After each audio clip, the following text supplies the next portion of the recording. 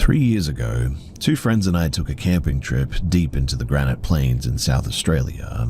It wasn't really a campground we were staying at, not even a marked trail really, just flat scrubland broken by boulders, thorny bush, and pockets of eerie silence so complete that it almost suffocated you. The whole point of the trip, though, was to go somewhere untouched. No caravan parks, no phone reception, no distant headlights, just absolute isolation was the plan. But by sundown of our second night, a dry wind had swept across the plains, rattling the spinifex in the hard bursts, and we'd set up the tent beside a cluster of rocks that gave some shelter from the wind. Dinner was simple: jerky, biscuits, and the last of the apples. Then we sat outside and just watched the sky for a bit. Not long after the fire had died down, though, the temperature dropped pretty quickly. The wind stopped entirely, and it just went really eerily still all of a sudden. Like, there were no insects, no breeze, and not even a rustle, and I remember saying, sort of half-jokingly, "It feels like we're being watched, hey?" Nobody laughed. It must have been around 1 a.m. when I woke up to a strange thud outside of the tent, too. I assumed it was my friend going to pee, but when I looked to his side of the tent, he was still zipped up into his sleeping bag, breathing slow and deep. The other was also asleep as far as I knew. That thud, though, it came again, but this time it was followed by footsteps. Not heavy steps, mind you, not like a kangaroo or an emu. I've heard those before, and they don't sound like this. These were slow and deliberate, like someone pacing in boots, except way too steady and too measured, almost like dragging each step slightly. My heart started hammering upon hearing it. I held my breath to listen, and the footsteps moved around the tent, one full circle. Then again, and then they stopped right beside my head. And then something brushed the fabric. Not a paw swipe and not a bump.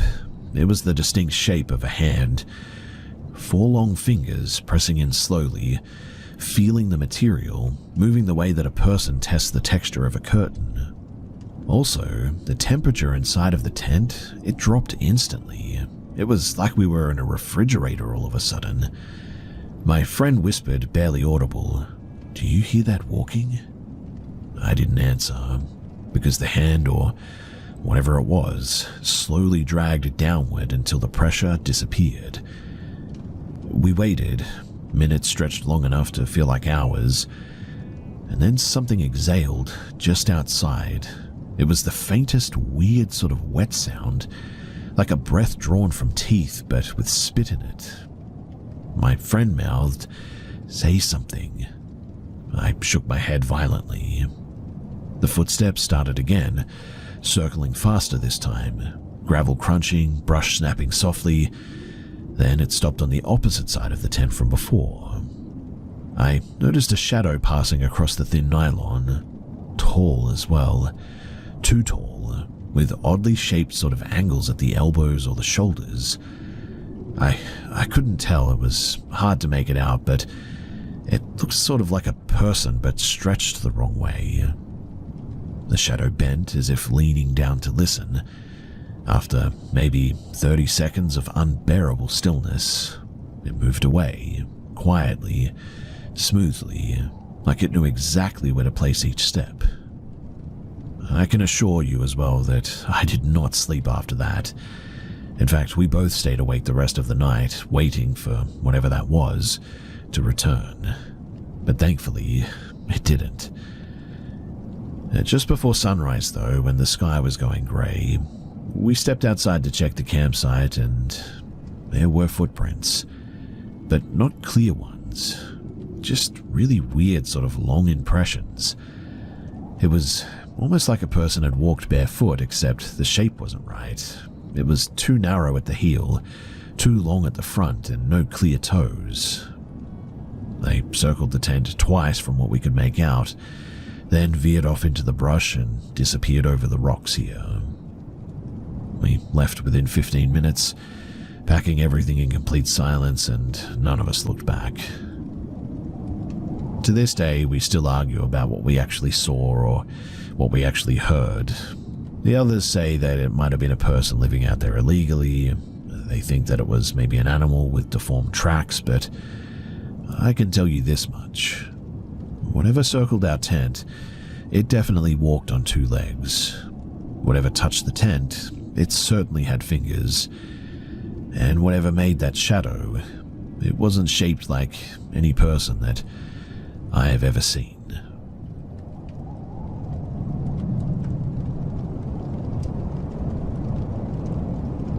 I learned years ago that remote highways behave very differently after dark. Once the sun disappears, everything outside the headlights becomes a blank space, and most people just focus on getting to where they're staying.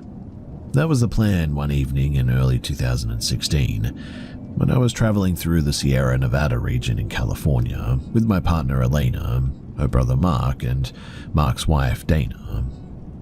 We were unfamiliar with the back roads and relied too much on a GPS that kept redirecting us, but a sign on the main road pointed toward an overlook, and even though we were already running pretty late, we followed it.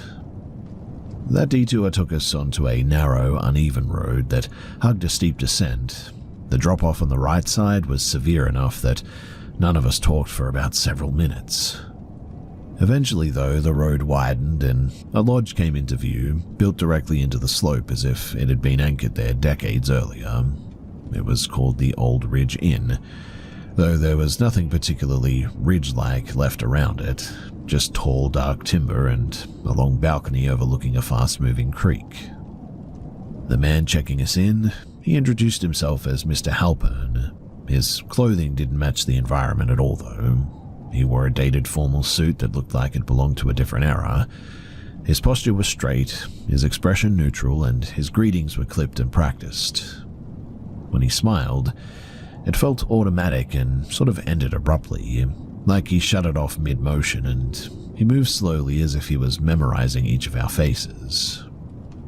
Our rooms, they were on the far side of the building. The floors creaked heavily under our footsteps as we traveled there. It wasn't the normal aging sound older buildings make. It was loud, irregular, and almost seemed responsive in a way, like boards shifting in reaction to weight instead of age. The balcony behind our room extended slightly over the creek as well, and the water below was fast and produced constant noise, enough to drown out small sounds inside of the room, in fact. Anyway, after we ate in the small dining area, the electricity shut off completely.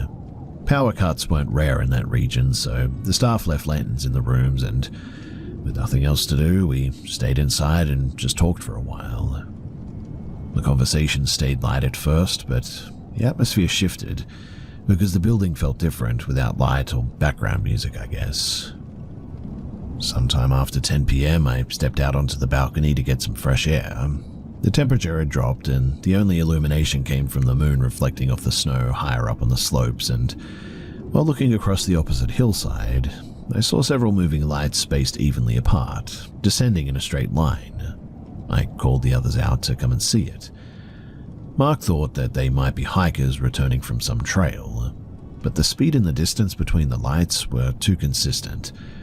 There were also no headlamps sweeping around, no variation in the brightness. It was a uniform movement down a steep section that would have been very difficult even during daylight.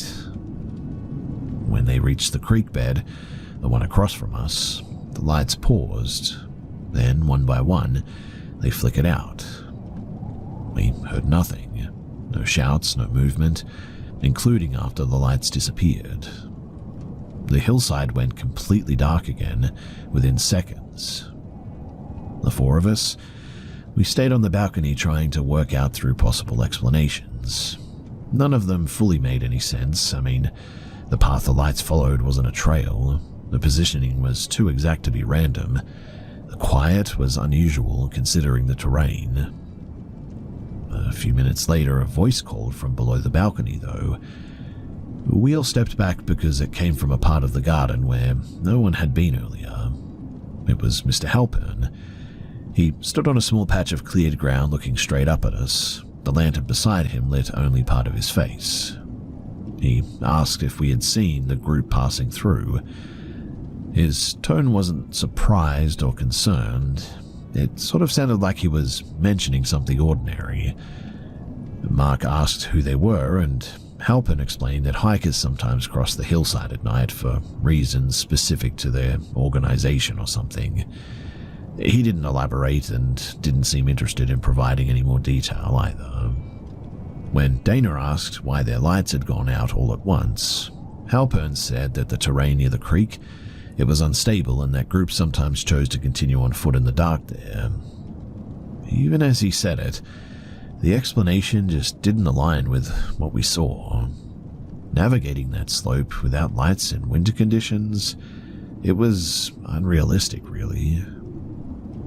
He told us that if we heard anything later that we should just ignore it because the creek amplified noises at night. Then he walked back toward the main building without waiting for questions, and that was that. We stayed outside for another half an hour, trying to see if the lights would reappear somewhere else along the ridge, but nothing happened. Eventually, we went inside, though none of us really slept that well that night. Between the shifting floorboards and the constant sound of water below us, it was hard to relax. Nobody mentioned the lights again until morning, but the next day we checked out early. Mr. Halpern acted exactly as he had the night before. Straight posture, a motionless face, short sentences. When we asked whether the area was safe to drive through in winter, he gave a sort of brief nod and said that the roads were maintained when necessary, but nothing else. We left the building and we didn't talk for like several miles. All four of us had the same impression too, that whatever we saw on that hillside wasn't something that he wanted to explain, let alone discuss with us. There were no news reports later about missing hikers or nighttime activity or anything, and nothing about that slope appeared in any of the local posts that we searched. We didn't go back to that region, and none of us have taken unmarked scenic routes in the mountains since then, but I sometimes think back about those lights, and I don't think that they were people.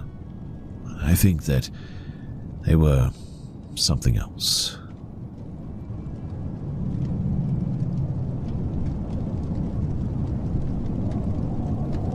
Back in 1991, when I had just moved to Wellington, New Zealand, I had started volunteering at Wakefield Hospital. I'd been treated there twice as a kid, once for a broken wrist and once for a really nasty allergic reaction. So when I returned as an adult, donating a few evenings a week felt like the right thing to do. Volunteers rotated between various tasks, but most nights I was stationed at the front desk under the supervision of Moira, a tough-as-nails woman in her 50s, whose personality hit somewhere between strict schoolteacher and your funniest aunt. She told long, winding stories that always ended with a bit of a laugh, and she knew the hospital's history better than anyone. Wakefield had started in the late 1800s as a small private surgery housed in an old timber building. Over decades, different wings were added, removed or redesigned, and absorbed into newer structures. Staff joked that if you peeled back enough layers, you'd probably find 3 or 4 hospitals hidden inside the one standing today. Now, my shift, it always ran the same.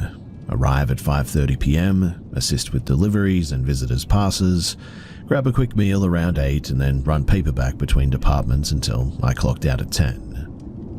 One night though, near the end of winter, around 9:15 p.m., Moira handed me a manila envelope and asked me to drop it off at the nursing coordinator's station on the 4th floor.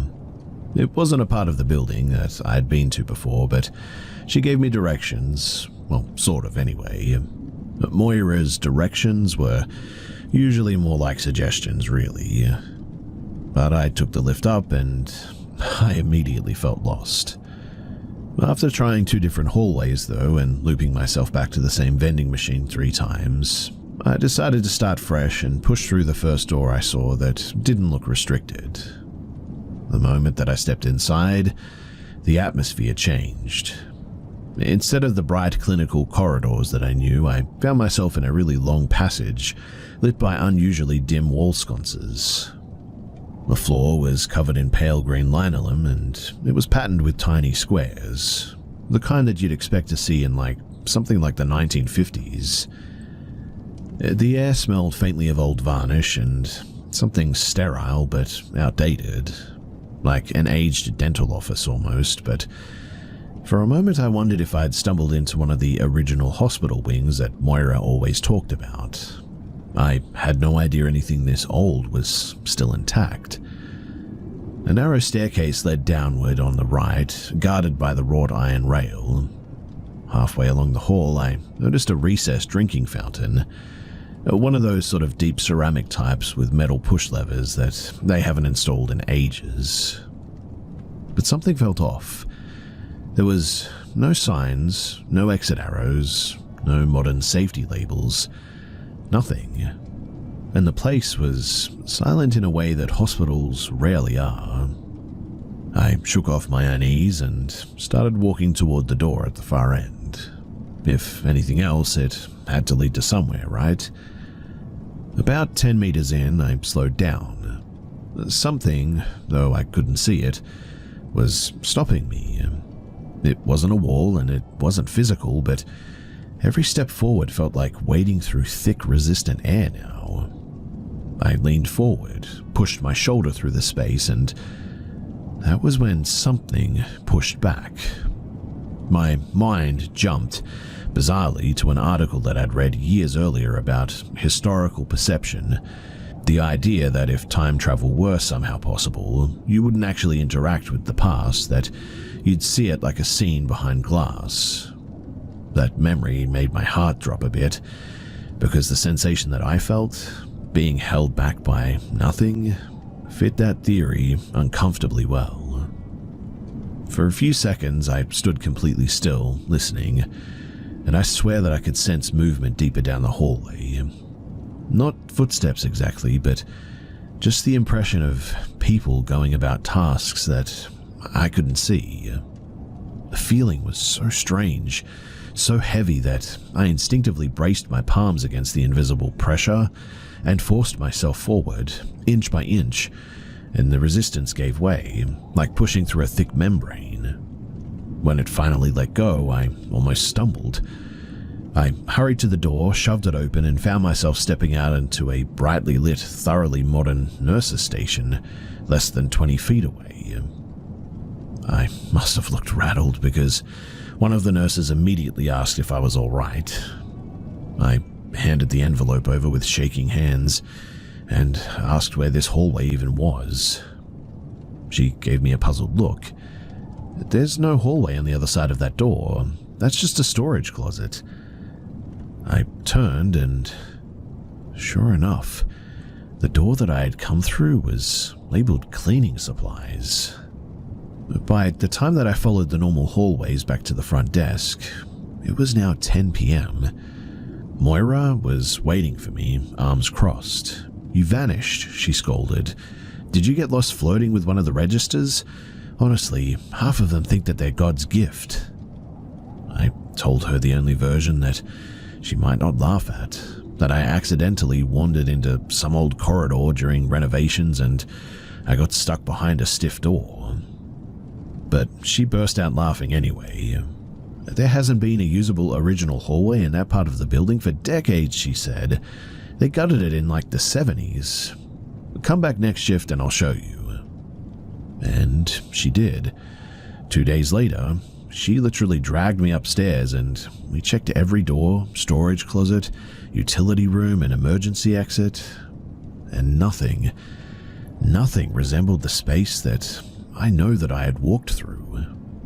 There was no old retro lights, no iron staircase, nothing. For almost 2 years afterward as well, I would occasionally slip away on breaks to hunt for it again, partly to prove that I hadn't lost my mind, partly because the experience just felt, well, unfinished. But I never found anything even remotely close. Eventually my work hours changed and I had to stop volunteering. Wakefield Hospital has expanded since then, modernizing again and absorbing 2 nearby clinics. I still walk past the place sometimes, and you would never know just how many layers it hides beneath the surface, but I'll probably never know what that was or how I came to be in that position, but I certainly have never stopped thinking about it.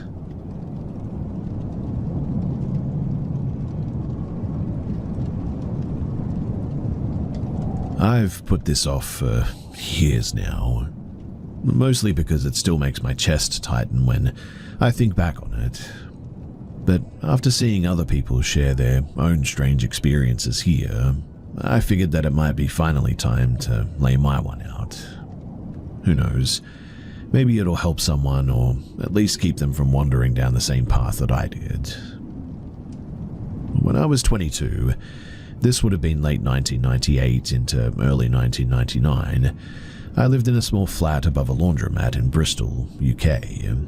I was working nights at a bar, sleeping at odd hours, and spending most of my free time buried in secondhand books about mysticism, esoteric philosophy, and sort of fringe spirituality stuff.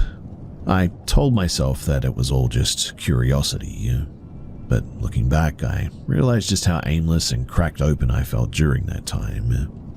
I didn't have any boundaries, emotionally, mentally, spiritually, and really I just let anything in. A co-worker of mine, Elise, liked to doodle a little bit while we sat outside the bar on smoke breaks. One evening, she was sketching absent-mindedly on a takeaway menu and then shoved it toward me with a frown. "This keeps happening when I look at you," she said. "It looks like a spiky halo radiating outward." I laughed it off, asked whether she was teasing. She said that she wasn't. She wasn't sure what it meant, only that your energy feels loud. I didn't think much of it at the time, but it stayed with me for days afterwards. Anyway, a few months later I went through a breakup that absolutely flattened me. I spent weeks barely leaving the flat, reading obscure books and convincing myself that if intention could influence anything, maybe I could use it to shift my life back on track. I didn't do any rituals, nothing dramatic, just sort of focused, breath-held wishes, the kind of thing that you'd all call harmless if you didn't know what was coming. And then, one night, I felt something respond. I still don't know how to describe it properly, but it was like leaning too far over a railing and sort of realizing that there's just nothing underneath. A pressure, an opening, or a sensation that something enormous and unfamiliar had suddenly noticed me. The next morning, I boxed up every occult book that I owned and dropped them at a charity shop. I told myself firmly that I was done with this, but something had already slipped in. I felt it before I saw anything too, a presence that absolutely towered over me, thin and heavy at the same time, like a tall shadow bent into impossible angles. It never fully stepped into view. It always stayed in corners and just out of frame, like it knew that showing itself outright would break something in me. It wasn't constant, but it certainly lingered. Cooking dinner, it would hover behind me. Folding laundry, I'd feel something leaning over my shoulder. It didn't seem as close outdoors, but inside of that flat, especially at night, it felt like the walls just were not mine anymore. Around that time, I had started keeping a dream journal to help with mild sleep paralysis that I had since childhood. Turns out that was a huge mistake. The journaling, it sharpened my dreams to the point where I began slipping into these sort of hyper-lucid, half-out-of-body states before falling asleep, and I'd drift a few centimeters out of myself, eyes wide open though my physical ones were shut, and I'd see things that I had absolutely no business seeing. 3 nights in a row, the same thing happened too. I would float just above my body, unable to blink or move, and something would form above me. Not a figure exactly, but more like threads of black pulling together, weaving into a long, glossy, spindle-limbed shape that sort of stared down at me. And then I would just snap, and I would be locked into sleep paralysis. But the fourth night, something changed. I was in that suspended state again, right on the line of between dreaming and waking, when a smaller, warm light pushed into the room. The light isn't really accurate, though. It was more like a shape made of warmth, guidance, or pressure. But whatever it was, it drove this darker thing back. I dropped into my body like someone had let go of me, and for the first time in months, I finally slept without fear. The tall, crooked presence, it didn't vanish after that, but it certainly kept its distance. It felt like whatever had intervened had drawn a line it just couldn't cross any longer. Anyway, years passed and the memories faded into something that I tried to rationalize. I moved in 2002 for work, thinking that a new environment would help me reset a bit, and I didn't talk about this with anyone, not even the people that I dated at the time. But then one night in 2004, my girlfriend at the time shook me awake at around 3 in the morning.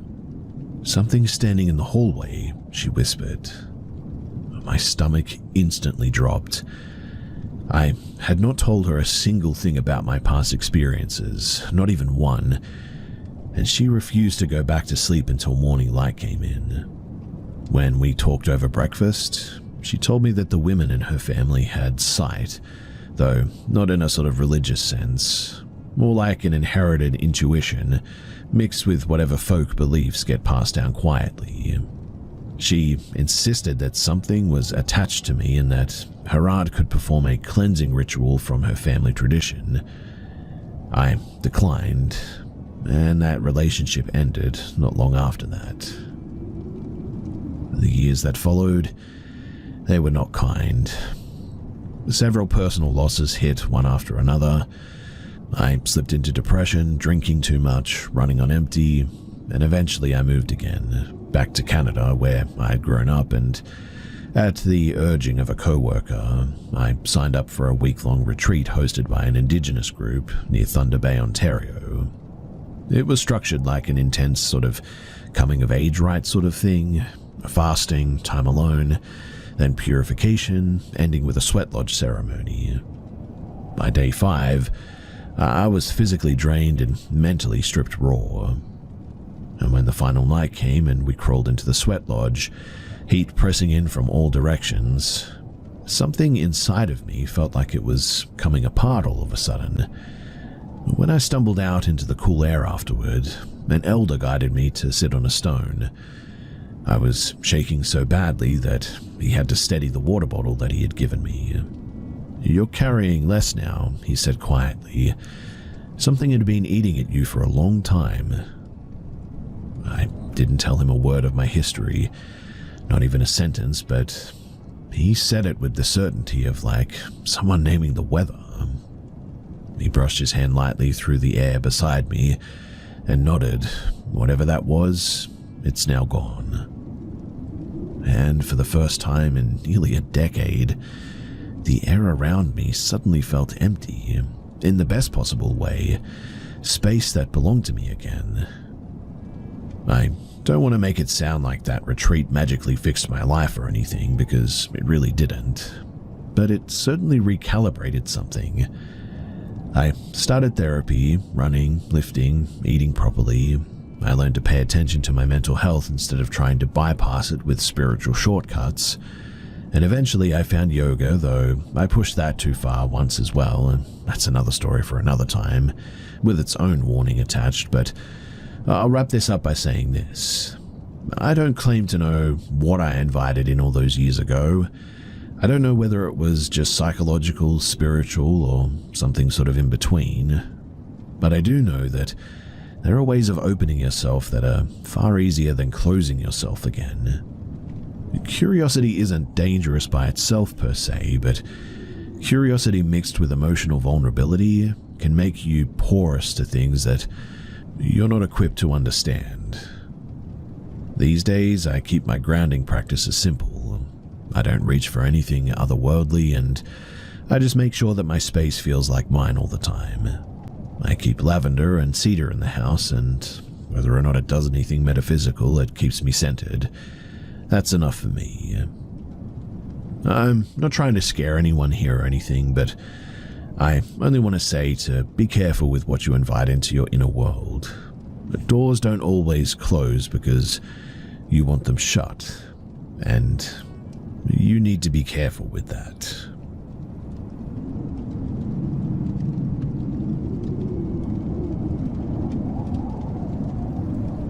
This happened when we were living in a rental house in Ballina, New South Wales, about 10 years ago. It was me, my partner, our daughter, who was 7 at the time, and our son, who had just turned 4. The place was nothing unusual.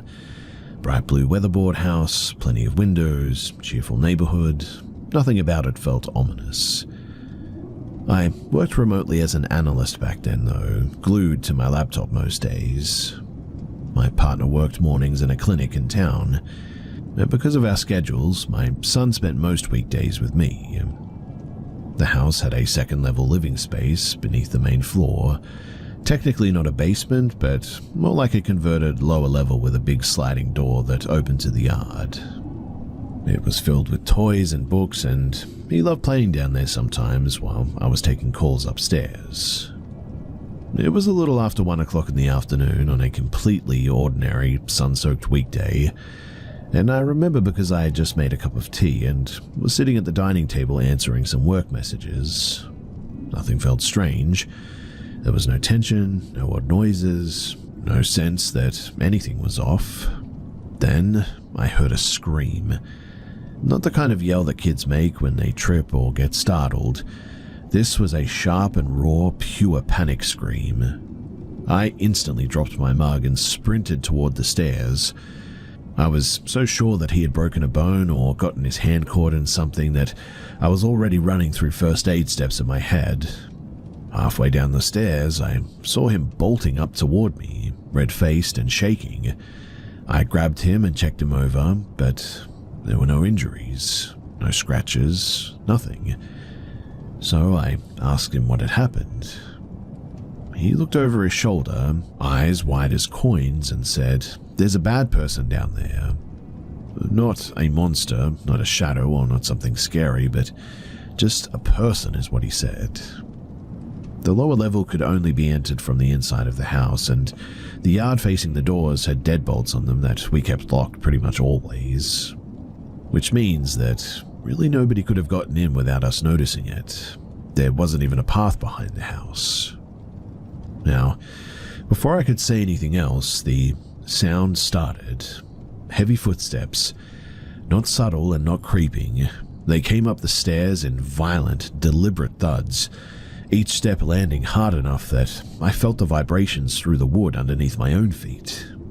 It was like someone much heavier than me was launching themselves upward, hitting each step with their full weight.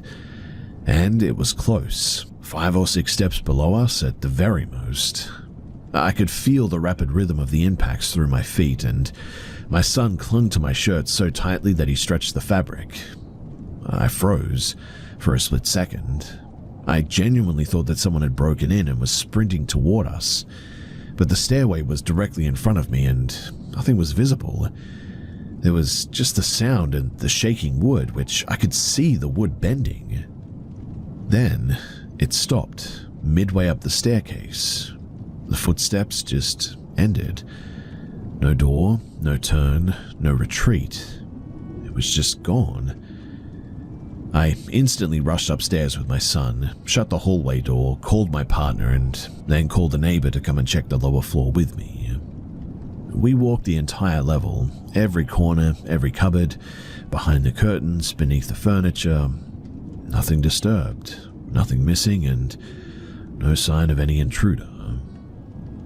My son, he would not go near that part of the house for months afterwards too. He never saw anything again, thankfully, and as he grew older, he lost the memory entirely. When I asked him about it a few years ago, he just sort of shrugged like I was describing somebody else's story. But for me, that moment never faded. I don't know what caused those footsteps. I don't know what terrified him so intensely, and I cannot explain why the noise felt so utterly real, so physical. I swear that I could feel the rise and the fall of the weight on each stair, and I'll never be able to explain the bend in the stairs that I saw. I'm certainly not someone who jumps to supernatural explanations quickly. I'm still not. But that day, it sits outside every category that I've tried to put it in. The only thing that I know for certain is that something ran up after him, something that I didn't see but definitely heard. Even now when I think about it for too long, I get that same chilling feeling that I did standing on that staircase that day, like something large and unseen had nearly reached me before vanishing into thin air.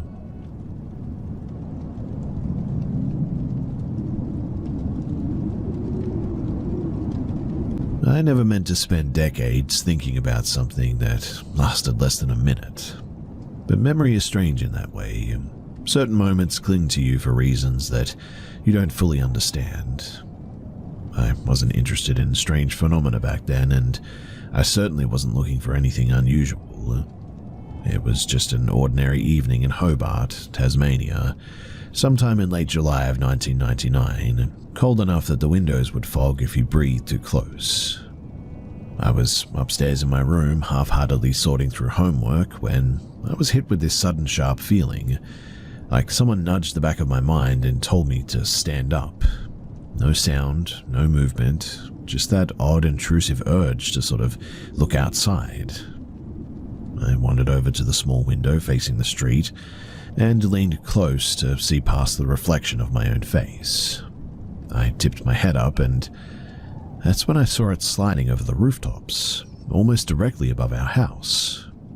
At first, my brain tried to call it a plane, but none of the guesses that I had even came close to what I was looking at.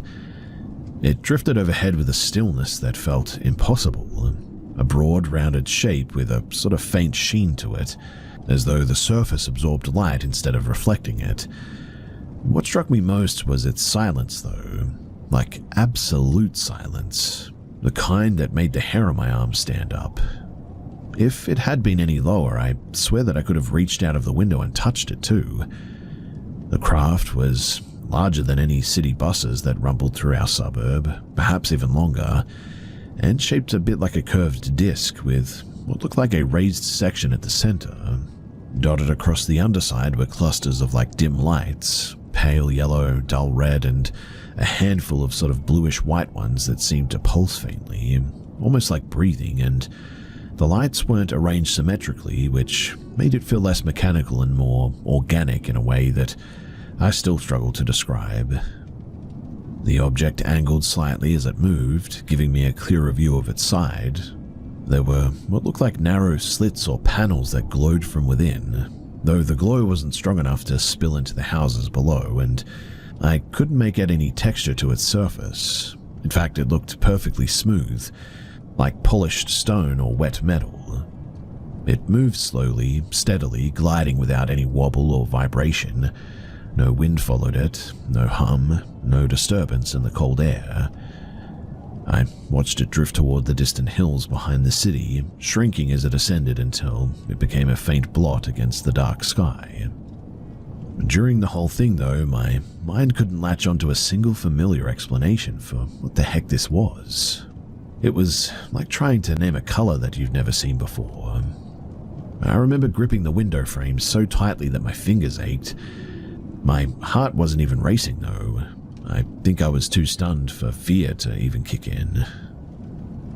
Later that week, I checked whatever local reports that I could find. Newspapers, old internet forums, anything. A few people from areas outside of the city claimed to have seen something moving strangely across the sky that evening, though none describe it quite the way that I saw it. I barely talked about it afterward, to be honest. Not out of embarrassment, but because I just never felt like I had the right words to explain what I witnessed. Well, without sounding completely unhinged, that is. Life moved on, I guess, and years passed, and that strange shape above the rooftops became something that I carried in silence with me. These days, with all the discussion about unusual aerial sightings, it's tempting to pretend that we have a language for these things now. But the truth is that whenever I saw that night, it just didn't fit into the categories then, and it still doesn't now. I don't claim to know what it was. I only know that it wasn't a plane, it wasn't a helicopter, and was not anything that I've ever seen before or since then. The quiet object drifting overhead in the winter dark, whatever it was, remains the only moment in my life that truly refuses to fade.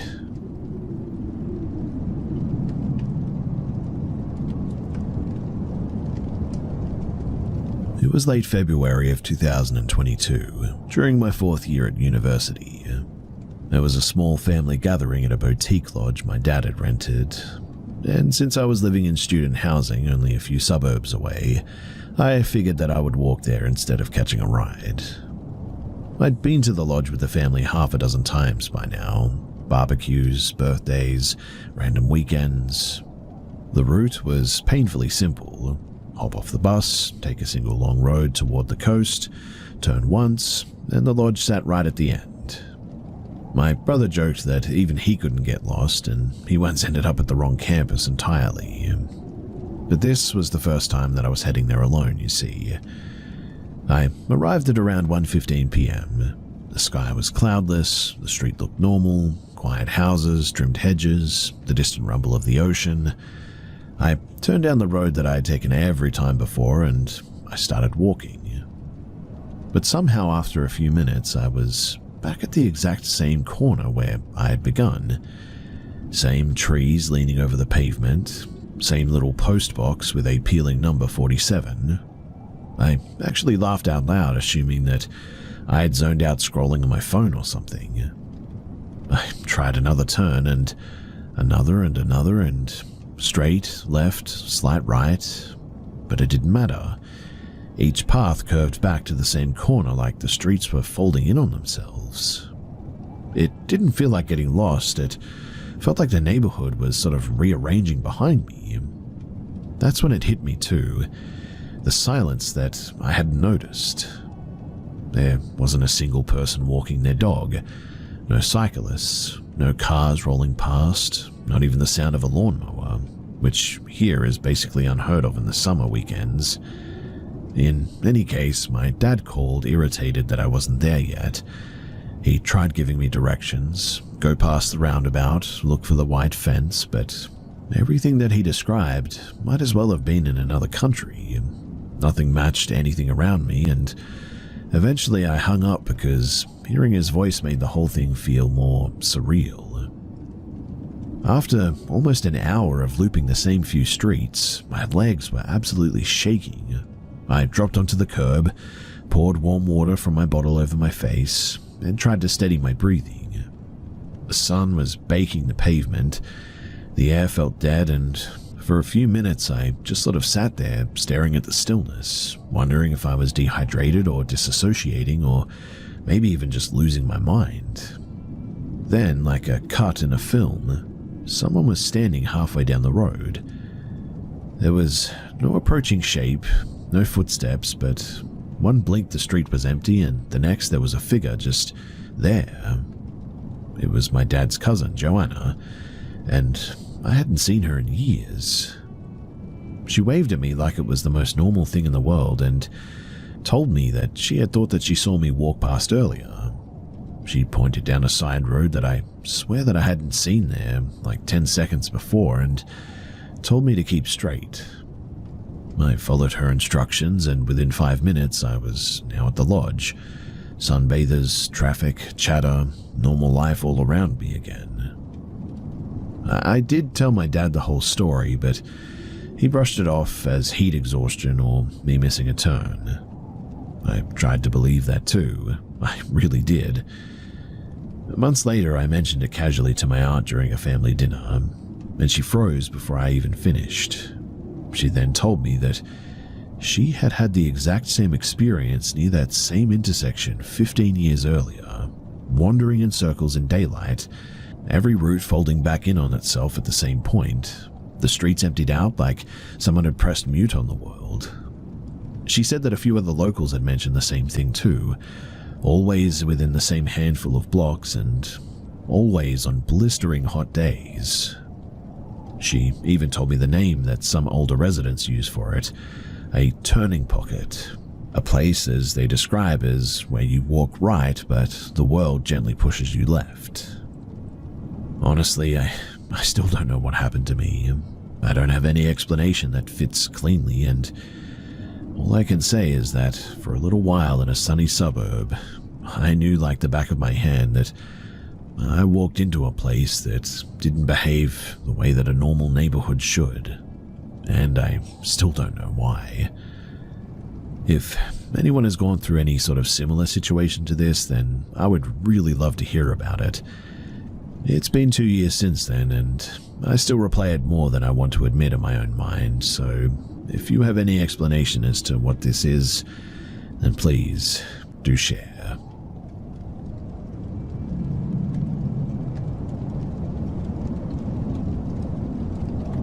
I've spent years watching scary documentaries before bed, without ever even giving it a second thought. It's a stupid habit that I picked up in high school. Finishing assignments, put on something creepy, fall asleep with the screen still glowing. You know the drift. It never really bothered me, but one night last winter made me rethink that entirely. It was late July of 2023. I was living alone in a small rental unit. It was close enough to a forest area that nights were usually pretty silent, except for the wind and maybe some animals scraping across the fence every now and then.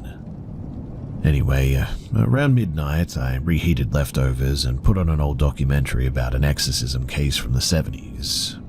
The film included the original audio recordings, long scratches of like guttural sounds, frantic breathing and all that.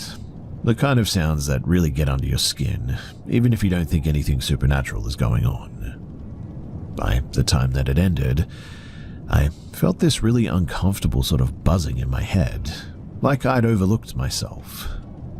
I shut everything down and I crawled into bed at around 2:15 a.m. Now, about an hour later, something jolted me awake. It wasn't a voice or footsteps or anything. It was a thud of something falling in another room. My kitchen isn't really that big. If a mug did topple, I would know exactly what it sounded like. But this was heavier. I shuffled down the hallway, sort of half asleep, expecting to find a mess on the floor, but nothing was out of place. But what was strange was the heaviness in the atmosphere that I felt. I sort of turned around instinctively, convinced that I had seen someone standing in the doorway at one point, but the hall was empty. As you can probably imagine, that snapped me awake. I walked backwards out of the kitchen and shut my bedroom door a little too quickly. I kept telling myself that it was just the documentary messing with me. I got back into bed and I tried focusing on my breathing. But maybe 30 minutes later, something pulled me out of my sleep again, this time with no noise at all, just the abrupt feeling of being watched all of a sudden. When I opened my eyes, I swear to you that I saw two shapes hovering inches from my face. Not detailed faces or anything, just impressions, dark, way too close. And for one horrifying moment, I felt like my body had been sort of pushed upward, as if something leaned in toward me at that exact second that I had woken up. The sensation was weird, and it was gone almost instantly the moment that I woke up, leaving me frozen in place, unable to scream or even blink. I grabbed my phone purely out of instinct, switched on the flashlight and stared at the ceiling until my heartbeat slowed a bit. I played music, scrolled through random videos, anything to anchor myself back into reality. It worked enough for the fear to fade, at least a little bit. Then, just when I thought things were settling down, my dog, who had been sleeping at the foot of the bed, lunged upright and vomited on the floor everywhere. Now, he is a very healthy dog, rarely ever gets sick, and the suddenness of it with everything else, it really rattled me more than I want to admit. I cleaned it up and I sat with him for a while, but he kept glancing toward the doorway, ears pinned back, as if he was hearing something that I couldn't. Eventually, he barked one sharp guttural bark into the empty hallway, then another, and that bothered me more than anything else that night for some weird reason. I left the lights on after that. I'm not even ashamed to say it, but at some point exhaustion won and I drifted off. The next morning, everything looked normal too. The kitchen was tidy, the hallway quiet, my dog acting like the night never even happened, and for a few hours I convinced myself that it was all just a chain reaction. A late-night documentary, half dreams, an anxious mind turning shadows into shapes, and my dog just being sick. But I still cannot explain the sound in the kitchen. All those two dark shapes so close that I could literally feel the warmth of my own breath bouncing back at me. And look, maybe it was nothing. Maybe my brain was firing off leftover images from the documentary or something. Or maybe exhaustion can twist reality more than we like to admit.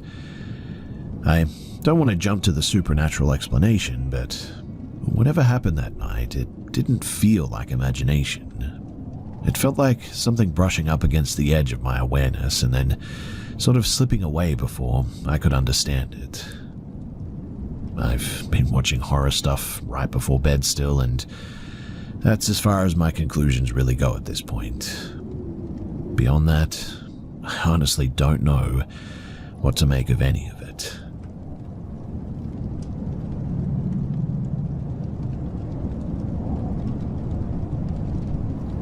It was early in the year of 2019 when my friends and I decided to go camping in Cedar Creek. It's a small, remote area in northern New South Wales in Australia. We had heard the place was quiet, perfect for hiking and fishing, and completely off the radar of tourists. I'd been camping there before, but this was my first time going so deep into the bush. Well, we arrived at around noon, we set up our tents near a clearing by the creek, and we spent the afternoon fishing and just sort of joking around. The sky was clear, stars barely obscured by the fading sunset, and by 9 p.m. we built a small fire, roasted some marshmallows, and were telling stories about the local wildlife here. It must have been around 11 p.m. when we noticed a bit of a strange, low humming sound coming from the trees.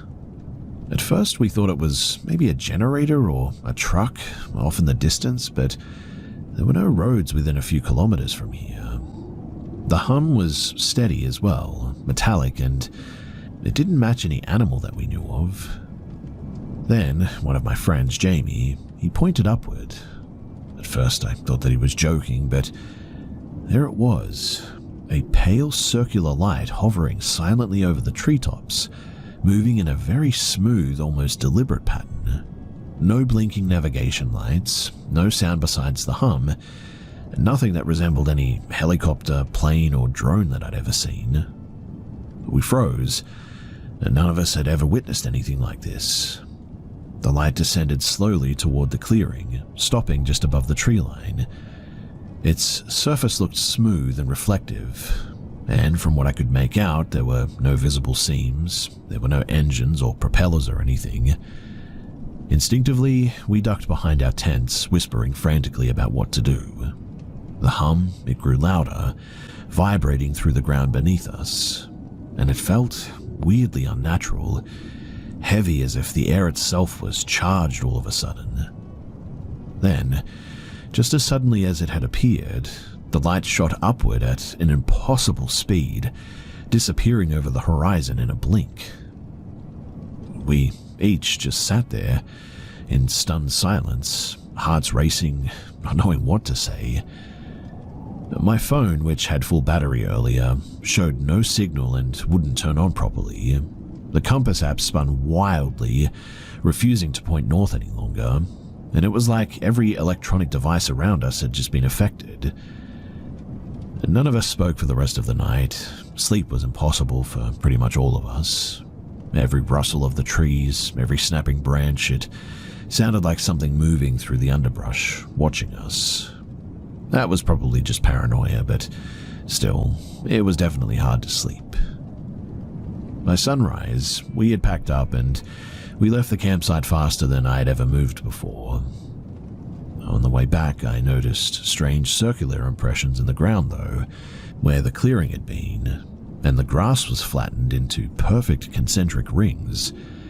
It was subtle and barely noticeable unless you were really looking directly for it, but it was definitely there. We never went back, and even now thinking about it makes the hairs on my neck stand on end. I've read about UFO sightings in the remote parts of Australia before, but experiencing something so close and silent like that, with no explanation, out in the middle of nowhere, well, it changed the way that I look at the night sky, probably forever.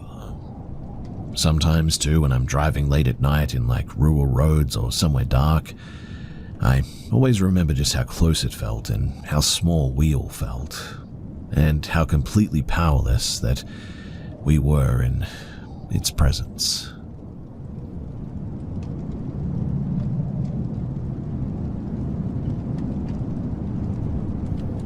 I don't usually talk about security issues that I've dealt with at home, but something happened earlier this year that it still doesn't sit right with me. It occurred on a Thursday afternoon in the small town that I live in, where my family also lives. The area isn't isolated or anything, but it's certainly small enough that most people recognize one another, and unannounced visitors are pretty uncommon. So, at the time I was back from college because I had come down with a fever. It was around 1:40 p.m. and I was on the couch with my dog trying to find something to watch. That's when I heard someone knocking repeatedly at the front door. The knocks were forceful and not casual, and within a few seconds the door handle started moving like somebody was testing it. Because we don't have many visitors during the day, as I mentioned earlier, I got up to go and check. When I reached the kitchen and looked through the blinds, I saw a man standing close enough to the window that he'd already been looking inside. As soon as he noticed me, he stepped back, turned away quickly, and moved toward the footpath. Another person was waiting near the street. Both were wearing dark clothing, and the man at the window had a face covering that only exposed his eyes and his mouth. They walked out of the court and kept going until they were no longer visible. That interaction didn't last more than maybe a few seconds, but it was uncomfortable because the last time something unusual happened on our property like this, our shed had been broken into. Considering that many residents were at work during that time of the day as well, there weren't many potential witnesses around, which maybe they knew that. Later, we asked a couple of nearby residents if they had noticed anything. One neighbor 2 houses down said that she saw the same 2 men walking through the area shortly before they reached our place. She also said that she didn't recognize either of them, and we contacted the police and filed a report, but there really wasn't much else to do because no property damage had occurred and they didn't try anything further after leaving. The officers said that they would patrol the area more often for the next few days, but they didn't have any immediate leads, and so that was it. Now, I recognize that it's possible that they were looking for a specific house. There is a man on our street known for being involved in drugs, and he's had people showing up at odd hours before. But that's only speculation, and really nothing else has happened since then, and the police never followed up beyond the initial report. The whole thing was pretty short, but the part that stayed with me was seeing someone deliberately looking through the kitchen window in the middle of the day like that, with his face covered. Even though nothing further happened, it was a clear reminder to keep the doors locked, even during daylight hours. That's all I know about the incident, and Unless more information turns up, I doubt I'll ever understand why they chose my house that afternoon, whether it was just opportunistic or whether there was more intent behind the choice.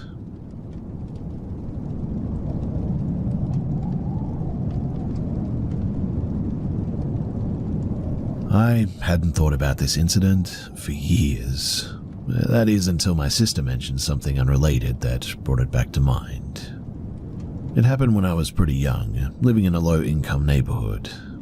The area wasn't dangerous every day, but it certainly wasn't a place where kids roamed around without keeping an eye on their surroundings. Most afternoons, I played outside with the other kids who lived around the block. One of them, a boy named Evan, lived diagonally across from us in a weathered duplex. He was a couple of grades older than me and slept in a converted loft above his family's place, which always seemed interesting to me at the time. I first met him when we went door to door, offering to mow lawns for money one day. One evening, though, in late August of 2009, I was at his house playing games for a few hours. It got dark and his parents told me that it was time to head home. Evan said that he would walk with me, even though I could literally see my house from the end of his driveway. As we reached the road, a man in dark clothes stepped out from between two parked cars.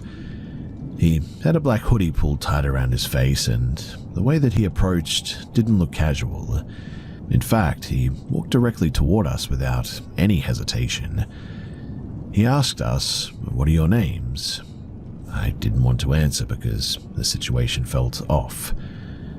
But before I said anything, Evan introduced himself and then gave my name too.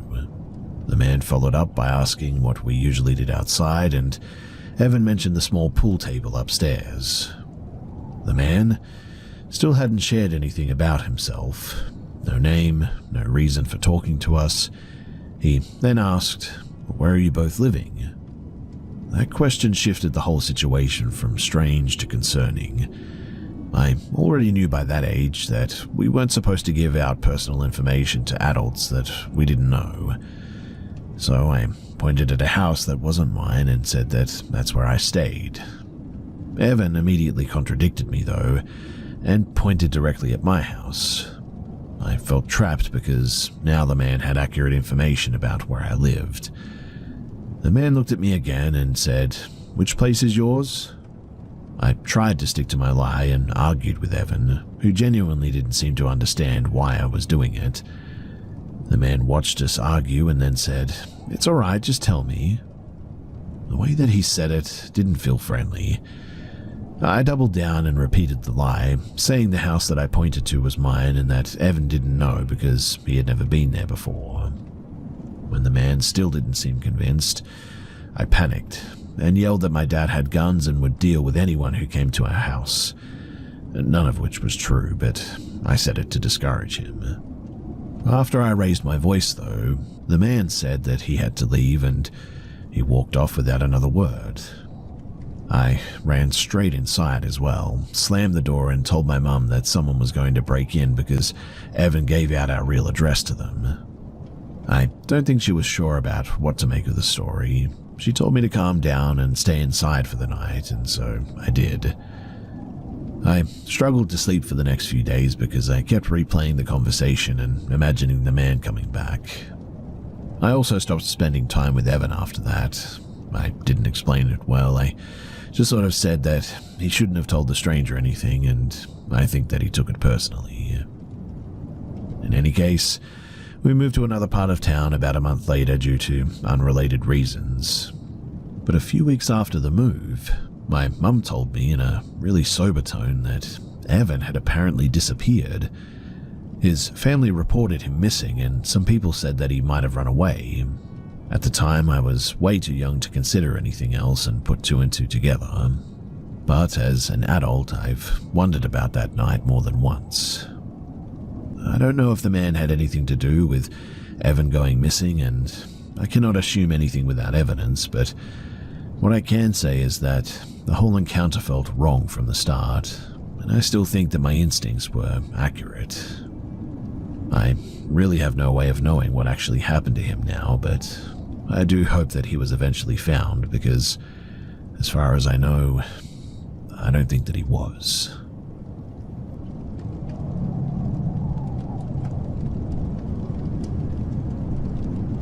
So, I'm kind of looking for advice, but also sharing my experience from last night, and also some from my past. I'm wondering if they're related, I guess. To start, I guess I should say that for the past 5 years or so, I've been suffering from some intense and terrifying sleep paralysis. It has always involved a tall, shadowy figure with no other distinct features. The experiences vary, but always end up with me screaming myself awake in an attempt to get somebody to wake me up. Maybe it's related, maybe it's not, but I figure that it could be useful information. Rewind, if you will, to when I was between the ages of 4 and 8. I'm basing that time frame on the house that I lived in at the time. I had a reoccurring nightmare where a tall, brownish-grey, shadowy figure would chase me around my house, which had turned into a dark, foggy, and sort of mossy landscape within the structure of the house. I would always open my eyes and I would see this figure wandering around outside my bedroom, and I would hide behind my door. Then it would come and start peeking through the crack in between the door frame and the door, and start to curl its unnaturally long fingers around the open side of the door. At this point, I would crawl under my bed and let it come into the room, then squeeze out of the other side of my bed and run out of my room and proceed to turn all of the lights on in the house while this thing followed me. I would eventually end up in my parents' bedroom, turn their light on and start screaming as it approached their door. And it was at this point that I would actually wake up, and all of the lights would be on in the house, and I mean every single light.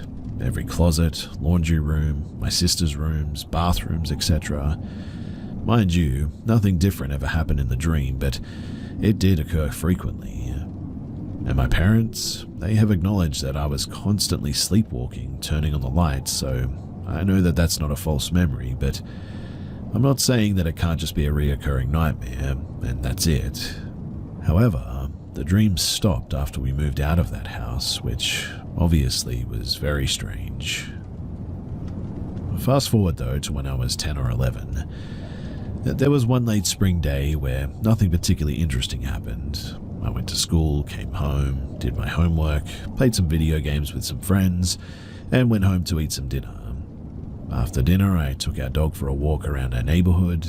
I love to go on long walks with our dog at night, and just to listen to the entire Linkin Park Meteora album. However, on this night, my CD player stopped working about halfway into Don't Stay, first full-length song on the album. So I took off my headphones and we kept walking since our dog knew the route that we normally take. About 10 or 15 minutes into our walk, I noticed that the night was, for some reason, unusually quiet.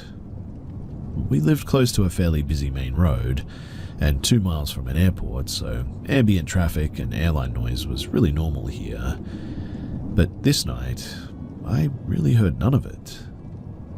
I look overhead at a plane about to land at the airport, and weirdly, there was zero sound. I can hear our footsteps and my dog's breath, and really that was it. Another plane passes overhead with no sound again. I chalk it up to weather and the wind or something, and I keep walking. Nothing else really eventful happens on the walk or after I get home, but I get into bed and have a deeply sinking feeling right as I drift off into a dreamless sleep. I awake the next morning a little before 5 a.m., 2 hours earlier than normal, and feel like I really didn't sleep at all. It genuinely felt like I stayed up all night long. I felt delirious, foggy, and really shaky.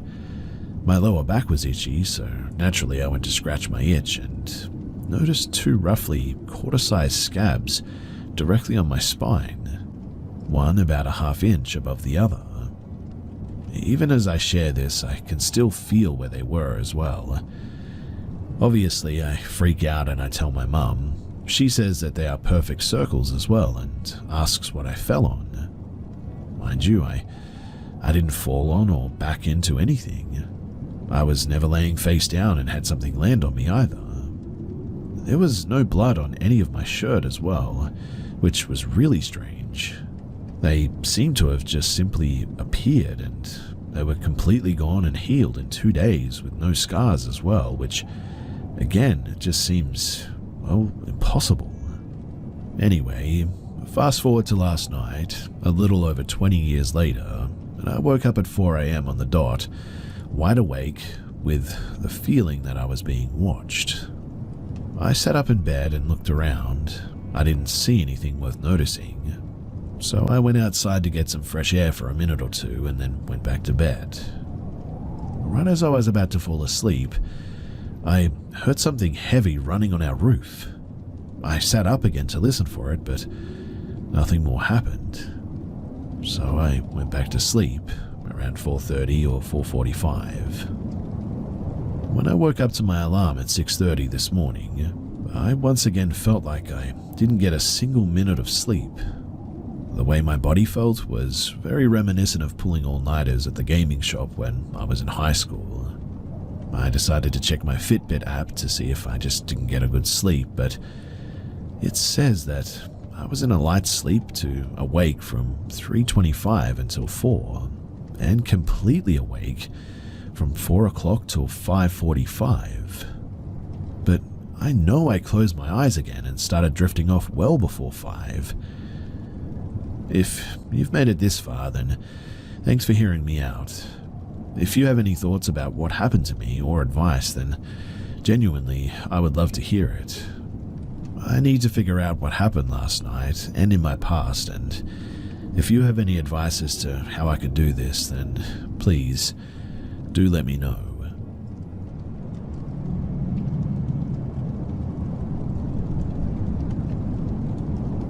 Me and my friend, both girls, both 13 at the time, took an evening stroll at a really dodgy part of town. Really idiotic, I know, but this was pre-2015. It was January and it was pretty dark outside. No people were around, except for 2 blocks down where there was a bus stop and a 7-Eleven. As we pass a newly built apartment complex, we start heading towards the bus stop. Before I understood what happened, someone trips over my leg, falls face down on the pavement, scratching himself, and drops something that rattles, metallic-y on the asphalt. We both find ourselves staring at an adult male who starts screaming bloody murder, grasping the thing that fell out of his hand as he gets up and starts charging at us, telling us to get over here. We immediately start running towards the apartment complex. The door was unlocked, thank God, and we rush up the stairs and encounter a couple who were on their way out. We explain the situation to them, holding back tears. The man thankfully didn't follow us inside. The couple tried to calm us down and followed us outside, and no man was there to be seen. He had just vanished. The couple, they seemed to be in a hurry and decided to just leave us to get back home on our own. As we go towards the bus stop, really shaken up, we see the same man enter the bus that's just about to leave. He looks really calm now and put together, at least from the glance that I got. His bus leaves and we get home sometime later, not telling our parents about the situation since we were scared that they'd get mad that we decided to walk into that area of town and never let us walk again or something. It's been more than 10 years since then, and we both discuss this pretty often as we really had no idea what actually happened. The man honestly just seemingly appeared out of nowhere as we didn't hear him approach until he was about a few meters away, and there were no people around us to drown out the noise of him approaching. We don't know exactly what he was holding in his hand that he dropped. All we heard was the weird rattling sound and saw something silver looking. We questioned if it was a folding knife, but the memory is so foggy by now and we honestly didn't get a good look at it.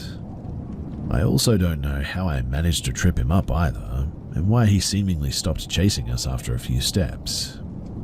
At first we thought that I just accidentally made him fall as he started running toward the bus stop, but he came up behind me and the angle that he came from left several meters free from either side of me that he easily could have used if he had to bolt to the bus or whatever.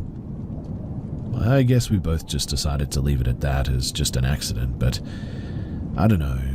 I still feel uncomfortable when I pass that particular part of town, and I'm not so sure that that guy didn't trip over us on purpose or something. Again, it's a bit of a foggy memory, and like I said, we don't have all the details, but the way he chased us and the aggression that he used in his voice, I will never forget that.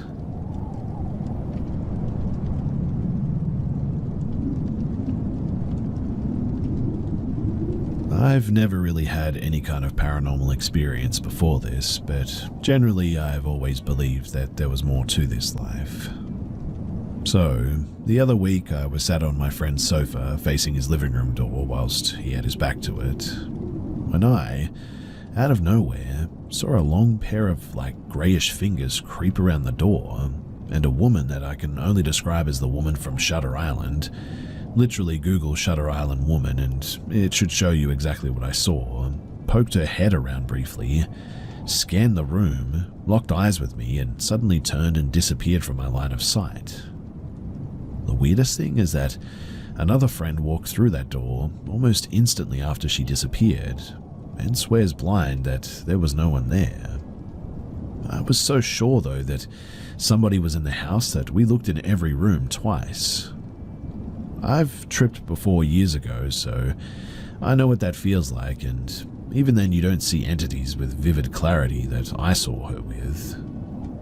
The strangest thing is that two of my friends have seen an entity poking its head around doors in different locations, and I spoke to them both separately while holding back most of the story, and both of them filled in the gaps, ensuring me that they're telling the truth. So my question for all of you guys is, should I be worried about this, and how should I deal with her if she returns?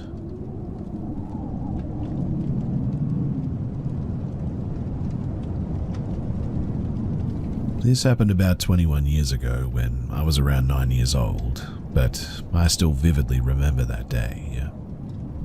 So I was with my grandmother and her dog, a big black Great Dane. We were walking on the side of a little country road in the middle of the woods. It was about a 20-minute walk from my house, and we used to come here for picking up chestnuts a lot. At some point, the dog went a little further into the woods, and I started to follow him. At the same time, a car arrived on the road and stopped. I looked at my grandma, and she made a sign to tell me to stay where I was. I saw her talking with the driver. He looked like a middle-aged man. From where I was, I couldn't hear exactly what they were saying, but I heard my grandma raise her voice. I saw the man open his car door. I was sure that he was about to grab my grandmother, and I was terrified. She screamed to me to run into the woods, but a big dark shadow ran into the guy. It was the dog. I think he must have heard the panic in my grandma's voice and that he understood that there was danger. The guy obviously got scared and quickly closed the car door, and then he peeled out of there. I asked my grandmother what happened, and she just told me that he was a crazy man and that we should go home through the woods and stay away from the road. She also told me to stay close to the dog, and thankfully we got home and didn't see the man again. From that day on though, we never went picking up chestnuts in that area again, and we stopped doing the walkings around the house for many years after that too. We never went walking anywhere else without a dog as well, and I think that's also why I remember this day so precisely. And even if I never saw that man again, he left after him a feeling of danger around my home for a very long time. An encounter that was only a few minutes long turned into years of fear and anxiety for all of us. A fun fact too is that, despite his size, that dog was usually a completely harmless dog who basically got scared of everything, even cats or chickens. But that day, he was honestly the bravest dog on Earth.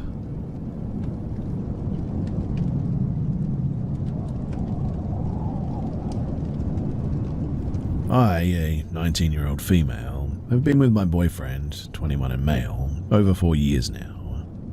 Throughout our relationship, he told me that he keeps experiencing sleep paralysis, and that it became more and more frequent. He had maybe 1 or 2 the first 3 years, but last year, they definitely kept getting worse. We're both students, and for the past 2 years he's been living in a rented apartment with a good friend of his.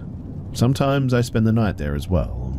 And one time in May, he told me that he experienced sleep paralysis again, and that he was aware and awake but wasn't able to move or say anything, like his lips were sort of glued together. He said that he tried to scream my name to wake me up so that I could help him, but nothing ever came out of his mouth. He also mentioned that he kept seeing in one of the corners of the room a huge black shadow that made him feel nauseous, and he eventually got out of it and went back to bed. Now, the next day I was still there. He asked me to stay with him in case something happened again, because he starts to get a bit scared by it. I tried to stay awake in case something happened, but I think I immediately fell asleep, which is just like me. Hey, don't judge, I'm weak like that, but this is how I was woken up in the middle of the night. So, I heard some sounds and I immediately opened my eyes. And he was my boyfriend, laying on the side with his back at me, resting his head on one hand and saying random stuff in a language that I have never heard before, looking at the exact same corner that he mentioned about when he had the sleep paralysis. I could have swore too that I saw something moving in the corner almost. But the weirdest thing is that it seemed like he was having an actual conversation. He would talk and then stop, like as if somebody was answering, and then he would talk again and so on and so forth. I was like, what the heck is he doing, and called his name. He immediately stopped talking, and then the heaviest silence filled the room for what seemed like an eternity. Then he started hysterically laughing for a few seconds, and then just passed out of nowhere. I checked to see if he was okay, and he started snoring, so at least I knew he fell back to sleep. I wasn't able to sleep that night. I turned around and cried until I saw the light outside. The next day I told him about it, and he apologized for scaring me. I said that it wasn't his fault, but it was clear that he felt bad. We asked his friend if he had heard anything, and he said no, which made me feel like maybe I was just dreaming. But then he added that he woke up as well that night but wasn't able to move. Felt like he couldn't breathe, and claiming that he saw the weirdest shadow in the corner of his room. The apartment, it is consecrated, but I always feel uneasy being there. Another thing I'll add to, although I don't know if it's important or not, but my boyfriend's roommate has nightmares pretty often as well, and would wake up screaming every time. If you've listened to me this long, then thank you. I've always loved paranormal stories and activities and creepy stuff like these, and I was pretty excited to share these with you.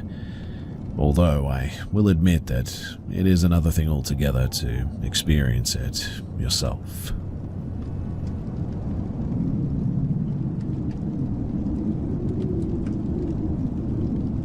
So I am from Madrid, Spain. My family is from a small mountain city. We're all familiar with the mountains here. Even though I live in Madrid, I always go to hike in the mountain range surrounding Madrid. I would not consider us to be very superstitious and or believe strongly in supernatural events, although I am a huge fan of folklore. But this story, it happened in summer. Back when I was 14 years old, my mother took me and my brother for a week-long trip to a mountain range in the southeast of Spain, close to the old town of Riopa Viejo. We had already spent half of the week going on multiple hikes, and we visited beautiful lakes where me and my brother could swim, despite them being super cold. Overall, we had already had a lot of fun, and we were enjoying our small family trip so far. Now one day, while it was very sunny and warm, we went on a hike again to this kind of, like, abandoned trail, I guess, which some of the locals of the village, they had recommended it. It wasn't accessible by car and there was no phone service. We didn't care though, because we love to spend time in nature, and we would just spend our time walking and talking instead of being on our phones. We found a crystal clear lake at one point, with beautiful turquoise greenish water and lots of water vegetation in it too. My brother and I immediately jumped in, and afterwards we had a picnic for lunch. So far so good, right? Suddenly, while we were enjoying our lunch, we heard a loud scream. It was very high-pitched and sort of just overall scary, I guess. Considering the fact that we were next to the lake, in a small valley between tall mountains, we could hear it kind of echoing. All three of us immediately looked at each other, sort of startled. We were certainly not imagining anything. From what we could deduce, the sound came from the other side of the lake, in a very sort of bushy area. The lake itself was not very big, and we decided to make our way around it to investigate. Because, although we had not seen anyone during the entire day out there, maybe someone was in danger, or maybe someone needed help. I cannot really specify what the scream exactly sounded like. In hindsight, it was not your typical scream for help, but who knows what humans are capable of sounding like when in dire need of help, right? Anyway, after a 20-minute walk, we were already getting to the entrance of the bushy area at the other side of the lake, all three of us approaching with our walking sticks in hand and in a cautious position. The first thing that we noticed was an awful smell of rotting flesh that, together with the scream earlier, made us feel a sudden sense of dread. Normally, you would feel welcome when helping someone out, but we didn't feel welcome at all in this place. My instincts were telling me that we should just backtrack our way out of there, while not losing sight of the bushy area, that is. However, we could not shake the feeling that we had to help if someone needed it. So we decided to proceed slowly instead. The joy and the laughter that we had on the other side of the lake was now gone. Whatever was going on at this side of the lake, it felt wrong and ominous. Now, I cannot talk to my brother or mother's behalf, but the hair on my arms was standing on end. And after making our way through the bush for 10 minutes, we finally reached a sort of clearing area. During this whole time, the sense of dread had continued, and the awful smell of rotting flesh had only increased. Finally, in the middle of the clearing, we saw what had caused this smell. In what seemed to be the perfect middle of this small clearing, we found the dead corpse of a deer, or at least what remained from it. The limbs were removed from its torso, and the head was, well, half-eaten. The thing is, though, is that the cadaver looked fairly fresh, as if it was killed that same day. However, the smell was still that of a rotting and decayed corpse, which, I don't know, that did not make any sense. We checked for footprints or dung in the clearing, but we didn't find anything. I guess a logical explanation would be wolves, or maybe even bears, since we have both of them in rural Spain. However, the missing footprints and the way of how this deer was ripped apart made it seem almost unnatural. After we had checked the surroundings, we left as quickly as possible, and on our way back, we did not stop to rest at the lake or anything. We just wanted to get out of there as quickly as we could. Now, when we were leaving the valley behind us, halfway up one of the surrounding mountains, we heard yet another scream, similar to the first one. However, this time, we didn't feel the urgency to check if someone needed help. Instead, we paced up our speed and we didn't go back. Somewhere in the evening, when we finally had made it back to our village, we went for dinner at a small old bar in the picturesque town square. We talked to some of the elder people from the village about our experience with their abandoned trail and all that, and they told us that apparently we had somewhere taken a wrong turn on the trail, since it was not very clear in that this was the reason we ended up at the valley with the lake. They also told us that a few centuries back, during the Spanish Inquisition, the local townspeople had gone to that valley because a so-called witch lived there and set her house on fire, killing the poor old woman. Since then, the locals never hike close to that lake or its surroundings in the valley. A couple of days later, we left to go back home, but we have never been able to shake the feeling of the dread that we experienced that day. Again, we are not superstitious or big believers of the supernatural by any means, but what happened on that day was, well, definitely weird.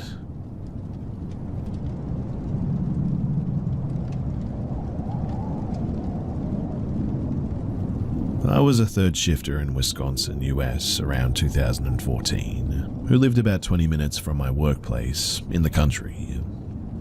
Now, as I was pulling up into the section of the country back road that immediately led into the city, I saw probably the strangest sight that I have ever seen in my life, and I cannot explain it. It was twilight, almost evening, and so the trees were all black against the dark blue sky, and I simply happened to glance up at the top of one of the trees as I was driving, and what I originally thought was the top of the tree flew up into the air at lightning speed and disappeared.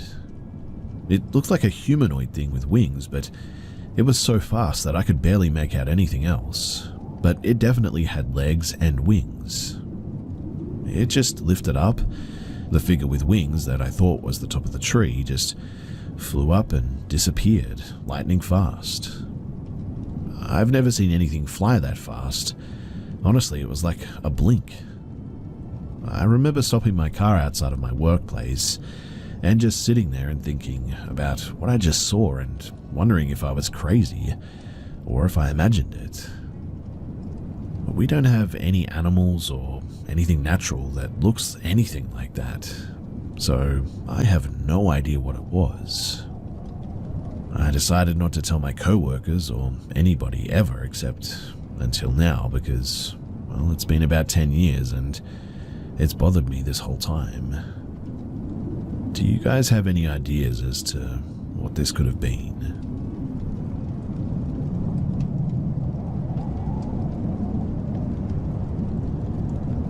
It was the 3rd day of February 2012 in the Brazilian state of Rio Grande, and this is something I'll never forget. So my sisters, my mother, and me went to have some fun at the beach, pretty far from our home.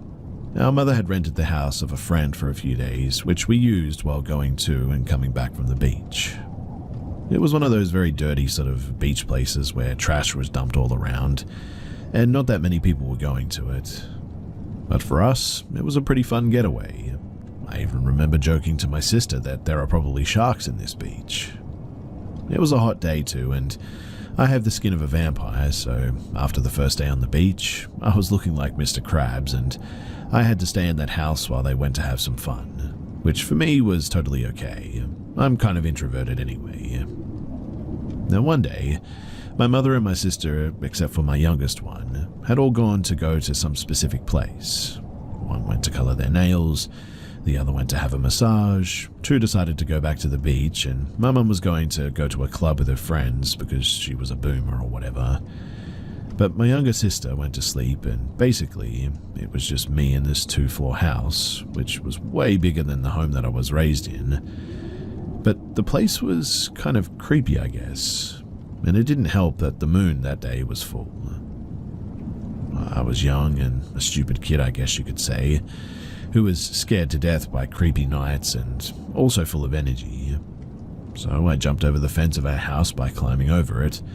My thoughts at the time were pretty stupid, but I was going to look for my mum. I did that without thinking about stuff like, the possibility of me getting kidnapped or killed by some robber or whatever. This is Brazil, after all. Street crime is high, really high here. Anyway, I walked a little bit around the town, but then I realized that I was lost. I was utterly overwhelmed by the same modern buildings, and I had no idea as to where I was. I also had no idea of where my mum was. I knew the name of the place where she went, but I didn't know how to get there or exactly where that was. After the fear of being lost fully took over, I decided to give up and just go back to the house, but I didn't know where the house was at this point, so I just sort of walked around.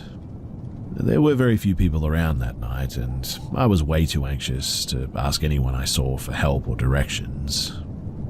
Eventually, though, the road mixed with this path of dirt.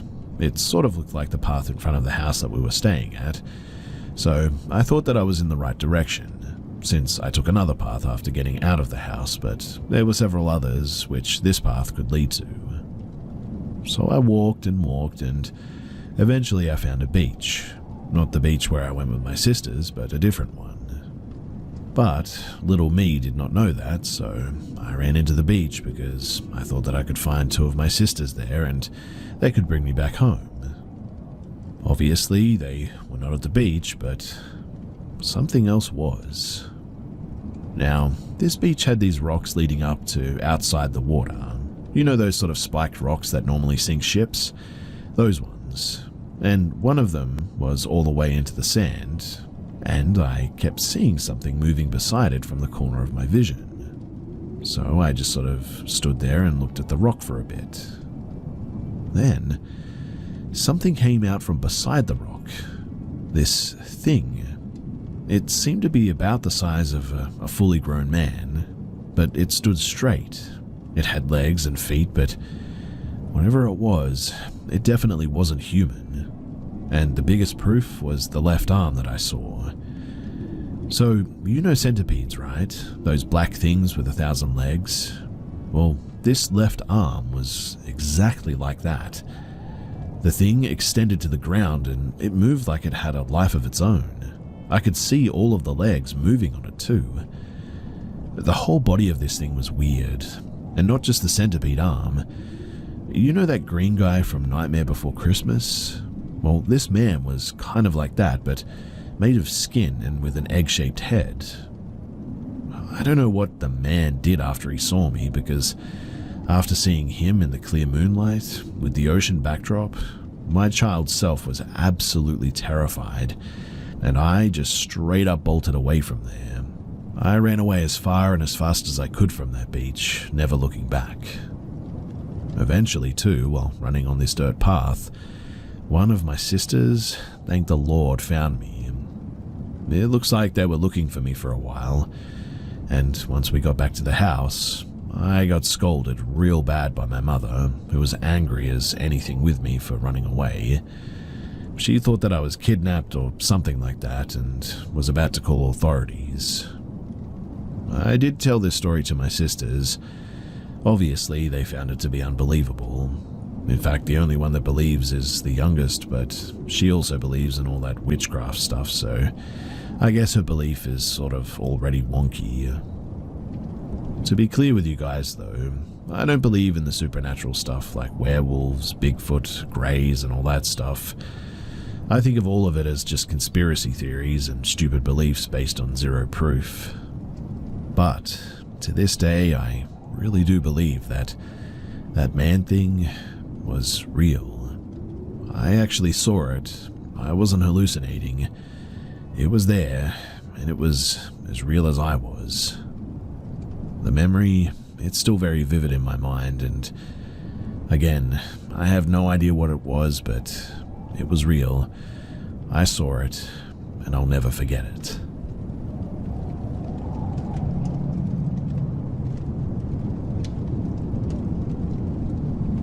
I wouldn't call myself a complete believer of the paranormal, but I'm not someone who writes it off completely either. I'm a skeptic, I guess you could say, that's open and willing to believe if given proof.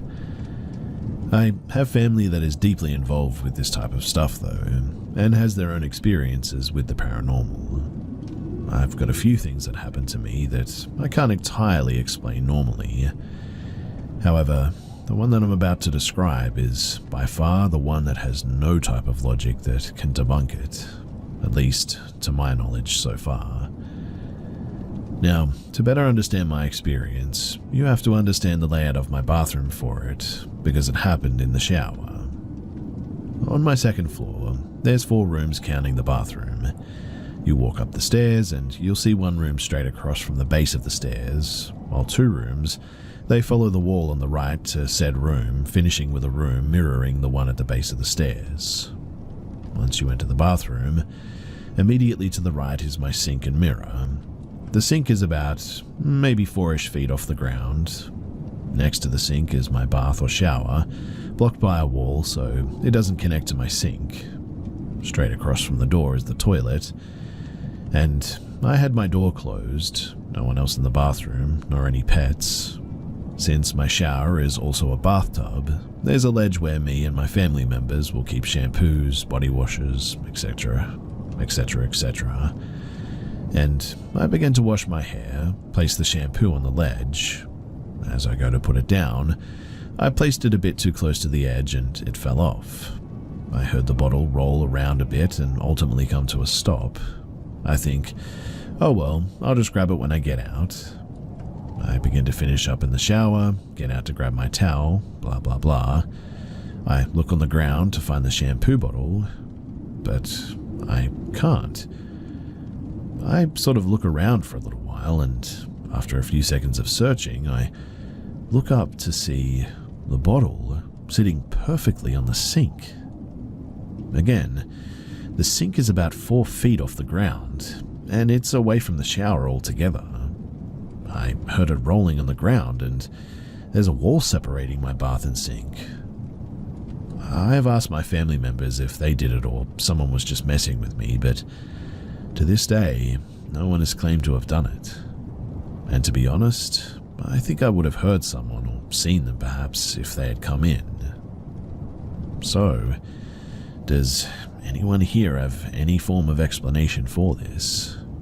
I'm still scratching my head over it, and it really, really freaks me out.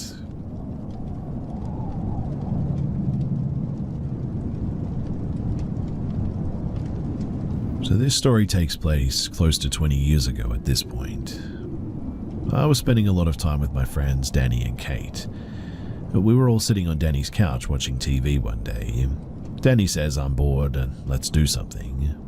As we suggest things, I say, "Hey, have you guys ever heard of the smelter?" For background, this all takes place in Arizona, Prescott to be exact, and the smelter is located in Humboldt, Arizona. It is very old, late 1800s I think. It used to process metals, I should say, but we start driving out there, smoking cigarettes and listening to music. We arrive and I start telling them how we hung out here every weekend in junior high. My best friend at the time, Mike, lived in Humboldt, so we would take girls to the smelter and just drink, usual kid stuff. Nothing even remotely weird ever happened back then, so I guess that's why I was totally unprepared for what was going to unfold. We approached the outside of the smokestack, and I noticed that the stairs had finally been ripped down. I guess whoever owned the property was sick of punk kids entering. I say, guess someone finally took the stairs out. I then explained the holes every couple of feet in the catwalk, how they must have used the holes to shovel the ash. Giving up on entering, we moved to the side, and after what I'm about to tell you, I'm glad that we couldn't get in. I mean, someone definitely would have been hurt. So, we're outside for about 15 minutes being loud and just joking around. Then it suddenly got really quiet and still, and thousands of bats came screeching out of the windows of the smelter. I mean, an absolutely ridiculous amount of them. I say to them, "We've been standing out here making noise for close to 20 minutes. We didn't scare those bats." And right when I said that, we heard a sort of loud thud hit the ground, like something heavy fell down a porthole, and then silence. Our eyes widened, nobody said anything, and another thud, then one more. And to this day, I will never be able to explain this next bit. We started hearing the loudest screeches like ever. Dust started flying up like a bird was dying on the ground, but nothing was there. They circled us, getting closer, and all we could really do was huddle closer together. It was like we forgot that we could run, I guess, but I forgot who ran first. I kind of remember being out of it, but not thinking correctly, I guess. But anyways, we ran, and the first thing Denny said was, if someone told me that story, I would never believe them. We eventually ran back, and we just got out of there. Anyways, if anyone has any leads, the rumor is that a girl was apparently killed here, but I could never confirm that. I always thought that it was an urban legend, but after this happened, there's something wrong with that place, and I don't know what it is.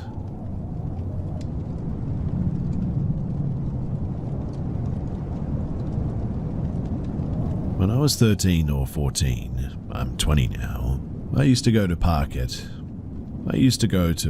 Open Gym. Basically, I went there for a few days, saw a girl there almost my age for several days.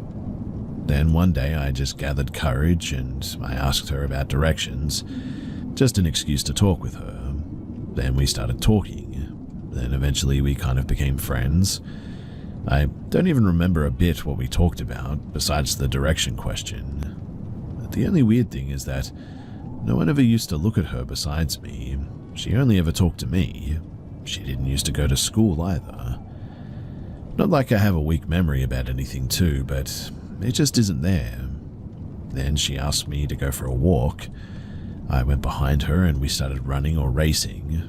Then she stopped me in the middle of the race and said, "Let's not go there, weird guys sit there." Which was true, a part of that park is filled with people who do drugs and alcohol and stuff. But I told her it's fine to come with me, and we did, and no one stopped us. We started running in circles on that park, and then the next day I came again and she was there doing some exercise on that open gym. I went near her and said hi. Then we started talking about something, which I really can't think of again, but she used to like talking with me, so she was showing some interest. Eventually I had a mobile phone. I handed her paper with my number and she took it. Then we again went for that run and said bye to each other and went back home. The thing that happened here though is that she called me the next day at exactly 12:02 a.m. and said that she wanted to see me and asked to come out. Then I had to cut the call because my mum asked who's there. I told her that it was the wrong number and I went to sleep. Obviously I wasn't allowed to go outside around that time, but then the next day I gathered some courage again and called that number back during the afternoon. The exact same number. I told her that someone called me, a girl, and they said that he owns the number and doesn't have any daughter.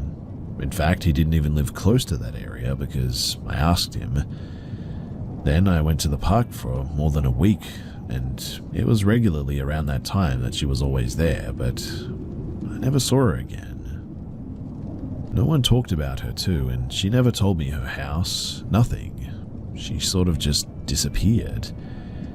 Was she grounded by her parents, or did I just experience something weird? I'm not too sure, but what I do have is a recording of me walking, but I thought that she was there, but in the recording, there's no one. So I guess my question is, did I hallucinate this? Am I going crazy? But I still have her number, or the number at least that I called back that I swore that she spoke to me on. I don't know. The whole thing freaks me out, and to be honest with you, I just want to forget about it.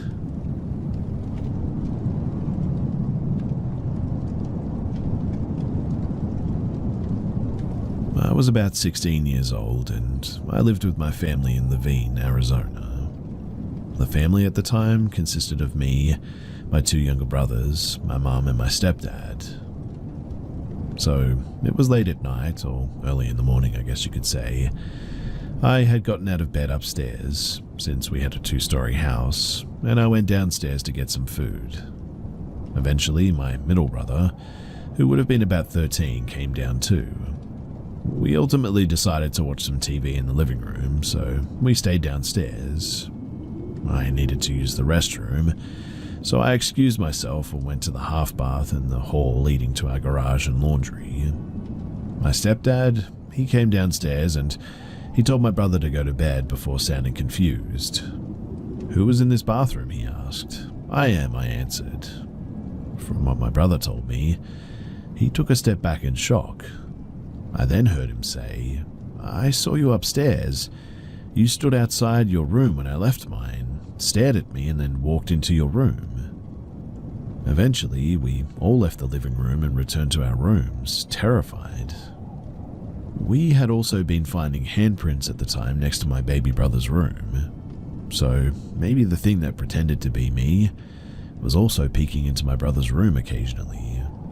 But the way the handprints were, it seemed like they stood in front of my room and peeked into the baby's room.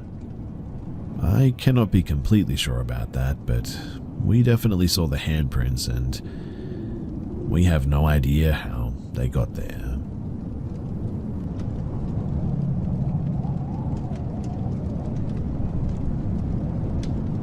This happened close to 12 years ago when I was about 16 years old in North Las Vegas. To this date, I've never had such a thing happen to me again, but it's a moment that I will never forget, and I figured that I'd share it with all of you guys who might be interested. I would like to add that I'm somewhat of a healthy skeptic, I guess you could say, and not really religious, though I am open to the idea of higher powers and anomalies and all that. Now, my older brother and I were at a house party, and when the time came for my brother to leave, I insisted on staying, knowing that I would have to walk home eventually since he was my ride. Mind you, we didn't live very far, maybe a mile or two at most. Fast forward to me leaving though, and I was on my way walking home. I had a nice buzz, but I definitely wasn't impaired to the point of having my vision or motor functions affected in any way that I can't blame this on. I know the whole 3 a.m. thing is super cliche, but it definitely was around that time frame, so I'm going to go ahead and say that when I started walking home, it was probably around 2-ish. The streets were wide and almost no cars to be seen. I know as a woman it's different, but as a guy I actually took comfort in cars passing at this time because for that small window, I felt like I wasn't alone walking when they were passing, if that makes sense. Anyway, the journey was eerie, but I made it to the entrance of my neighborhood. Unfortunately, my house was basically at the opposite end of this winding road, yet still a straight shot, so I had just a little ways to go at this point. Nonetheless, I knew these streets and safety was definitely on the horizon. The houses are fairly sized, I guess you could say, and as I'm walking down the sidewalk, between each house there's basically an alleyway of darkness. In the day it would be a walking path, perhaps to the backyards with, electric meters on the walls of the houses and AC units and all that. But at night, these alleys are pretty much pitch black when you look far enough. Now, as I'm walking down the sidewalk, I can't help but glare in between each house and start getting in my head and tripping myself out from my imagination. I try to slow down my roll mentally since I'm alone and stay en route. No cars have passed in a while, thus no comfort. I continue like this down the street until my house is finally in sight down the way. Obviously, I felt a little bit better with my destination now in view. Then a car comes north from the direction of my house and I'm on the right-hand sidewalk with the road to my left, so I thought sweet, another human to see me home, be it for just a moment. It was then when this car passed me and after the flash of the lights that I saw what I saw. Already looking towards the street after the car passed on my left, something grabbed my attention in the corner of my eye, crossing the street towards me. The street lights were those yellowish ones, so the street was lit just enough for me to see it. And at first, honestly, I thought it was a dog, so I glanced directly at it. And what I saw initially, if I had to describe it, was what almost seemed to be a black silhouette of a little boy trotting towards me. I don't know if you've ever seen those typical little statues of toddlers, like in a garden section of a store, curly hair and all in a swing or whatnot. But if I had to describe the black silhouette, it resembled that of a little boy, I guess. I'm an avid gamer, so I guess I would assume that I know when to lock it in, but when this thing caught my eye with a raised brow after the car passed it, was when I did a double take to confirm what I had just seen, and I completely lost it. I remember turning directly towards it after the glare of the headlights, after any factor that I could have blamed it on passed, for but just a second or two, enough for me to analyze it. And there it was, a shadowy little boy trotting towards me with no features, around 2.5, maybe 3 feet tall. The moment, and I mean the moment that I consciously accepted that this was happening, I literally gasped, already turning my body, and yelled as I took off full sprint towards my house. I kid you not too, it felt like I was passing a house every 2 strides, never ran so quickly in my life. And as I'm running, trying to collect myself, I literally reminded myself of what had just happened, and it was like I put on the turbos. I genuinely felt like it was right behind me up until this point. I was already running as fast as I could, but my survival instinct said otherwise. I never looked back once, and I ran all the way to my house, and thank God that they left the front door open for me. I literally slammed the door behind me, and there was my dad and brother, still awake, reclined, and watching TV. I'll be 29 this August, but I remember this night vividly, and it still gives me chills when I recall this moment. I've never really shared this with, well, pretty much anyone, and you're free to believe it or not if you want. Regardless, it's still somewhat of a relief that I can finally get this off my chest. I appreciate you if you've taken the time to hear this out, and I would be happy to answer any questions in the comments below if you have any. And if anyone who has listened to this has any ideas as to what this is, then please do share it, because I would really like to know.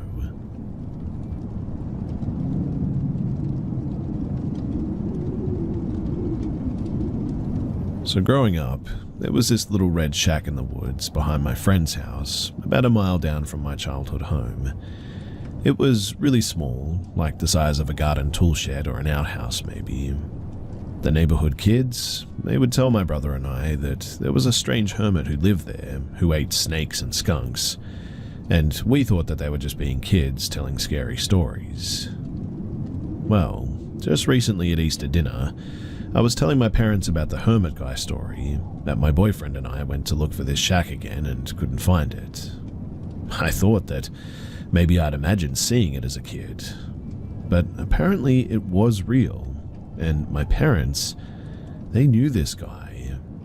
He used to be well known and respected in the community, and was very successful at one point, until something happened. My dad said that one time while my dad, was slowly driving around the potholes on our road, this man ran out of the woods and jumped into the bed of his truck and ducked down, and my dad really didn't know what to do, so he just kept driving. After a few miles down the road, the man jumped out of the bed of the truck and went, well, wherever he went.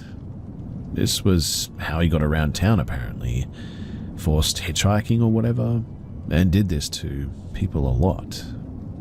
Then my mum said that when she worked at the grocery store many years ago, he would come in and buy raw hamburger and a bag of sugar, sit outside of the store, mix it together, and eat it. There are a few other things that they said that I forgot, but what had happened was this guy's mother died apparently. He found her and couldn't accept her death, so he had kept her body in the house for a few months. It deeply affected his mental health, seeing her body decay like that, and he went from very successful to living in a shack in the woods. As far as I know, he wasn't violent or dangerous, just very unpredictable and unstable in a sort of non-dangerous way, I guess. He eventually ended up in a care home where he passed away within the last couple of years. I do hope that this hermit guy ended up in heaven. I heard that he was a really nice guy before his life went downhill, and while his behavior was very unsettling, I don't think he ever hurt anybody, and didn't deserve to have the second half of his life end the way that it did. One thing that I question now, though, is, are the stories that those kids were telling, are they true?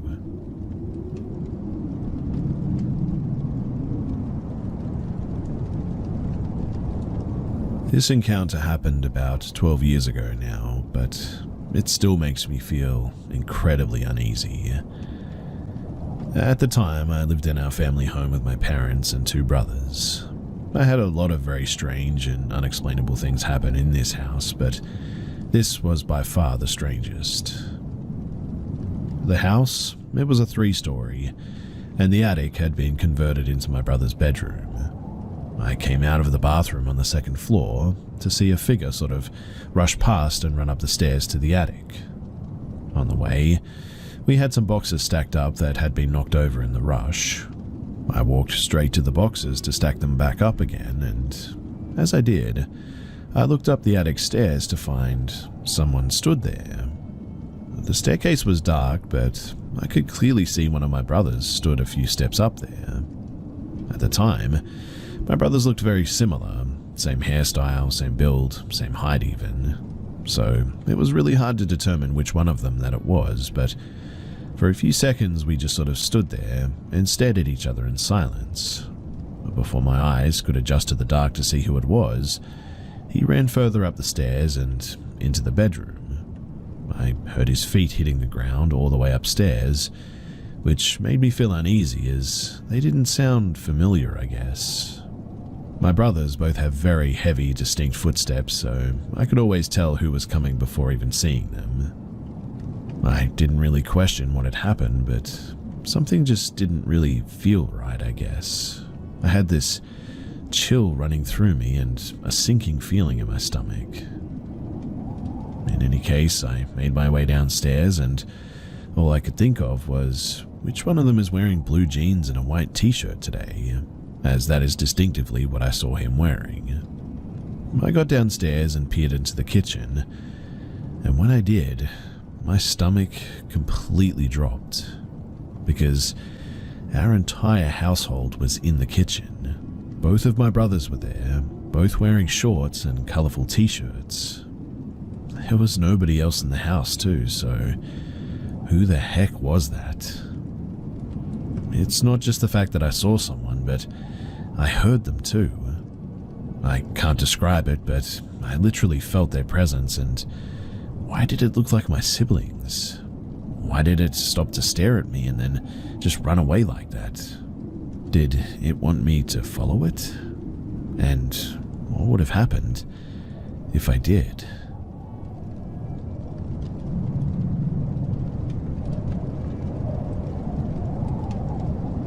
So, there were these two guys that came into my work not long ago. It was normal, really, until my coworker pointed out that the two guys were staring at me very intensely.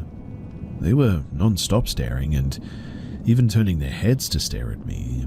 But they were not hiding it at all, is what I'm getting at. And the stare was very predatory-like and made me extremely uncomfortable. It was like they were watching my every move. Every time I would look in their direction, they would still be staring. For context too, I work at a restaurant and we have bottomless drinks. They ordered food and had eaten it, but kept on refilling their drinks, staying at the table for at least 4 hours, which is highly unusual as customers will typically spend 45 minutes on average or less there, as we're sort of like a fast food restaurant, I guess. One guy was on his computer, though, and the other was on his phone, sometimes, but the majority of the time they were both just staring at me. They were barely talking to each other and were almost silent. One of the guys left at some point, but the other was still waiting there until I had to clock out. The guy also asked me a few questions when he asked me for ice cream, that being where I'm from, because apparently I looked foreign to him and asking if I came from Spain. It was pretty unusual to say the least, but when I left the restaurant and I turned around, the guy was right behind me, so I panicked and sort of stopped. The guy walked past me and I walked in the opposite direction, calling my mum, and thankfully I got home safe. I am nervous about this though, and I'm feeling very uncomfortable. And although nothing really happened, I guess, I'm worried that this isn't the end of this. My gut feeling is telling me that they had bad intentions. And so my question for all of you guys is, well, what should I do?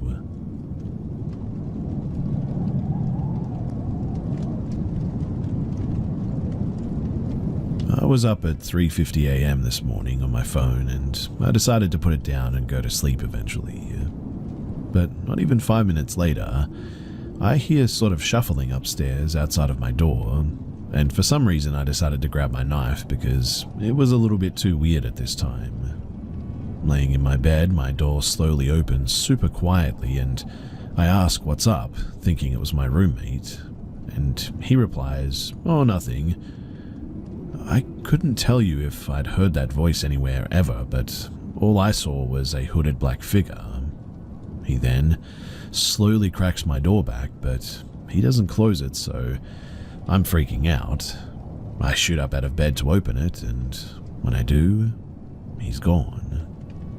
I cleared the upstairs and saw that our front door was open still when I went downstairs.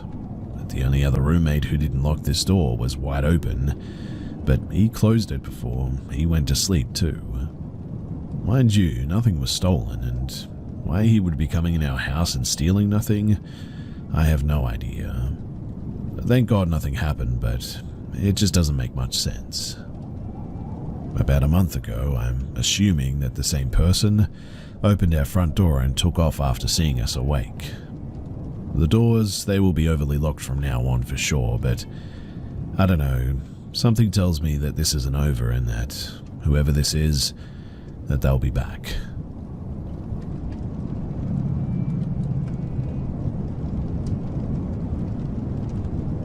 This was about 5 years ago, and it still creeps me out. I'm a female and was 18 at the time. I'm now 23, and I was walking home from work at the local pizza joint and took my usual route home. It was about 9:45 to 10:15 p.m. and it was super dark that night. As I'm getting about 100 yards away from the street that I live on, a white van turns onto the street suddenly.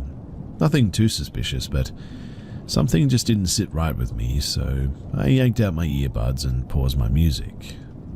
I then turned down my street, and as I'm getting closer to my house, I started getting a weird gut feeling. I look up from my phone as I was about to text my roommate, who was out of town at the time, that I was almost home, about 15 yards or so at this point. And as I look up, I notice the white van sitting in front of my house, and the man inside is just sort of staring at me, the yellow car light shining on his face. He had brown hair, glasses, and facial hair. His van lights, they were off, but his car was running. I stopped and put my back to a tree in my neighbor's yard and just sort of stood there, maintaining eye contact with this man.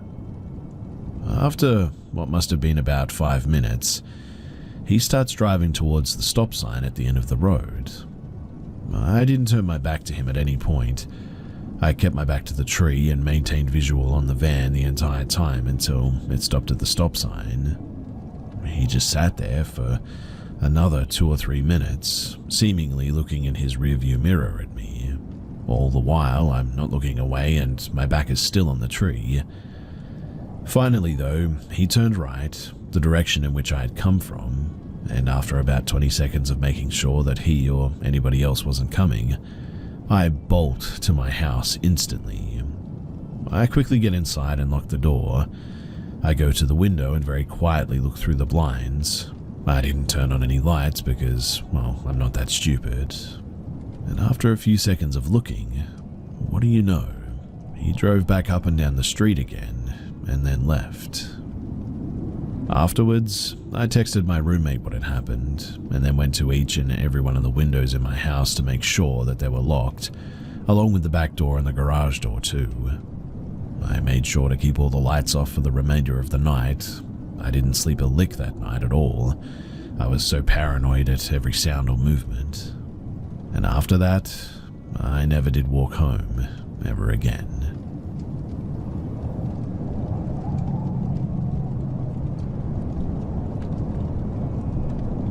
So I'm going to start this by saying that I always had a weird feeling in certain rooms of the house that I live in. It feels like goosebumps, I guess, but only concentrated on one point of my body.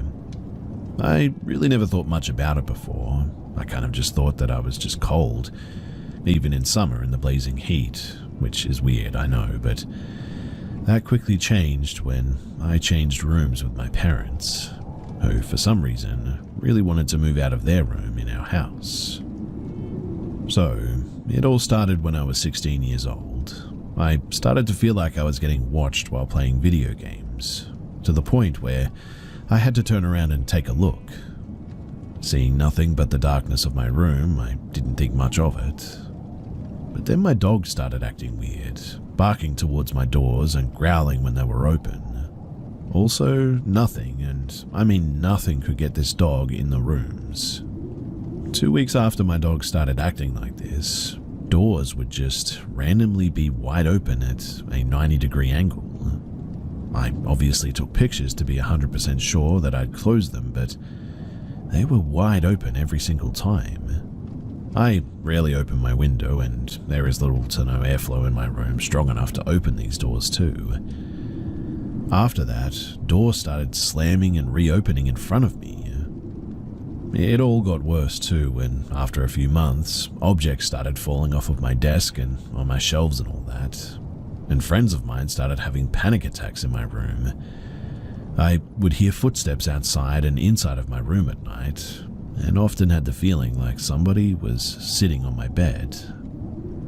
Thankfully, I'm not the only person who experienced those things in my room. In fact, I have witnesses for most of the said things. But still, to this very day, sometimes, whatever it is, it comes back to show me that it is still there.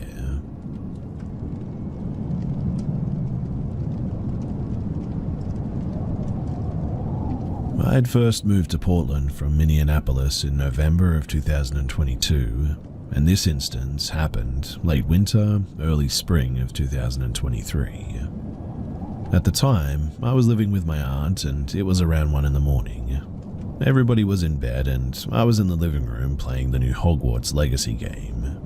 All lights turned off except for the cast of the TV when, all of a sudden, I just get a violent chill up my spine, and every hair on my body stands straight up.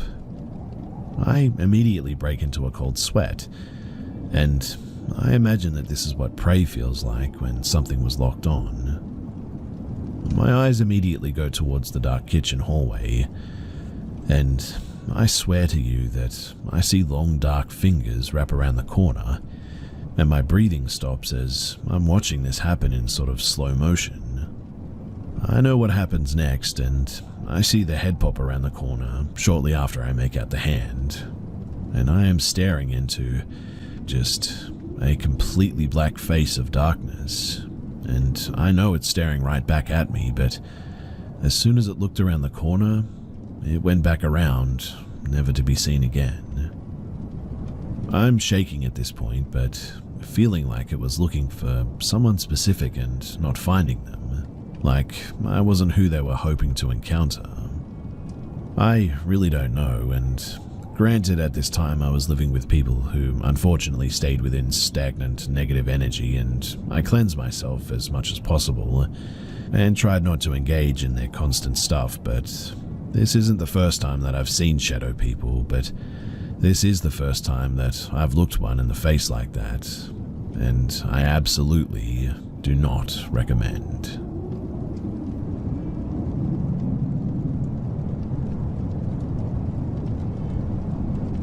So around 2007 to 2008, placing me around 5 years old, possibly 6, I was still in one of those transforming cribs, with a portion that could drop down and turn it into a toddler bed. This left the bed rather high off the floor, and at the time I lived in southern Arizona. Now, late in the night, or very early stages of the morning, one night, at around midnight to 3 o'clock, I was awoken by something grabbing at my ankle, feeling long sharp nails sort of digging in. Like stiletto-style nails from the now fragmented memories I still have of the night that this thing looked like a stereotypical witch. Wrinkled, wart-riddled face with a long nose and rotting teeth. It never spoke, but it did manage to pull me off the bed and under it. It startled me, understandably so, right? And it put a single finger up to its lips in the shushing motion. It never changed and simply vanished from the sight as the sun began to rise, and I guess I was just so freaked out that I never spoke about it, although my parents did find me under the bed in the morning. It wasn't some weird dream based on a memory, as at the time I wasn't a huge fan of any media with witches. It was a pretty hard set Lilo and Stitch kid already. Plus, when I got up in the morning, my parents also noticed that I had digging in marks in my skin where this witch had grabbed me.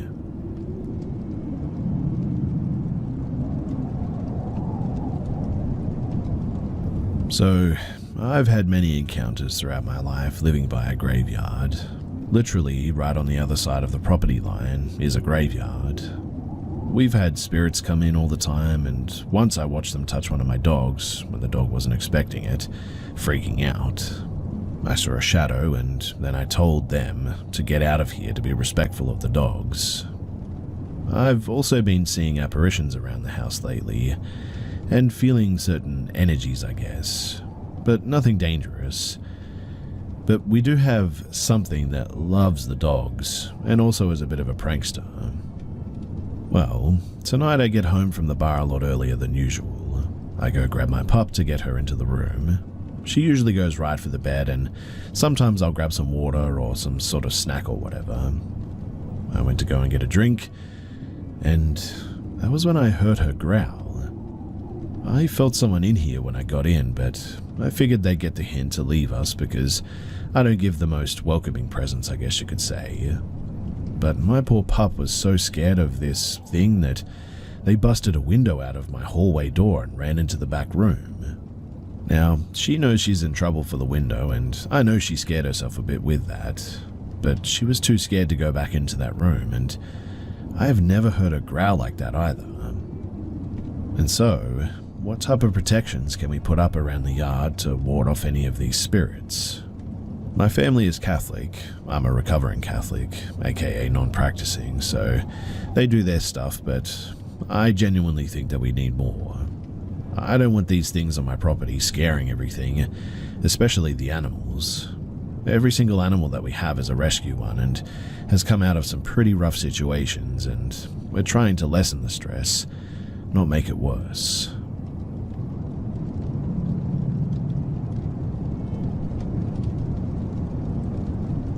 So, for some context, it was about 9:10 p.m. Australian Eastern Standard Time in regional Australia, and I was sitting on a tyre swing at a mate's house just looking down at the phone when I put it down to see a shadowy figure that looked 3D until a normal shadow sitting next to my friend's neighbour's car in their carport shelter. They were about twice the height of the car and completely pitch black.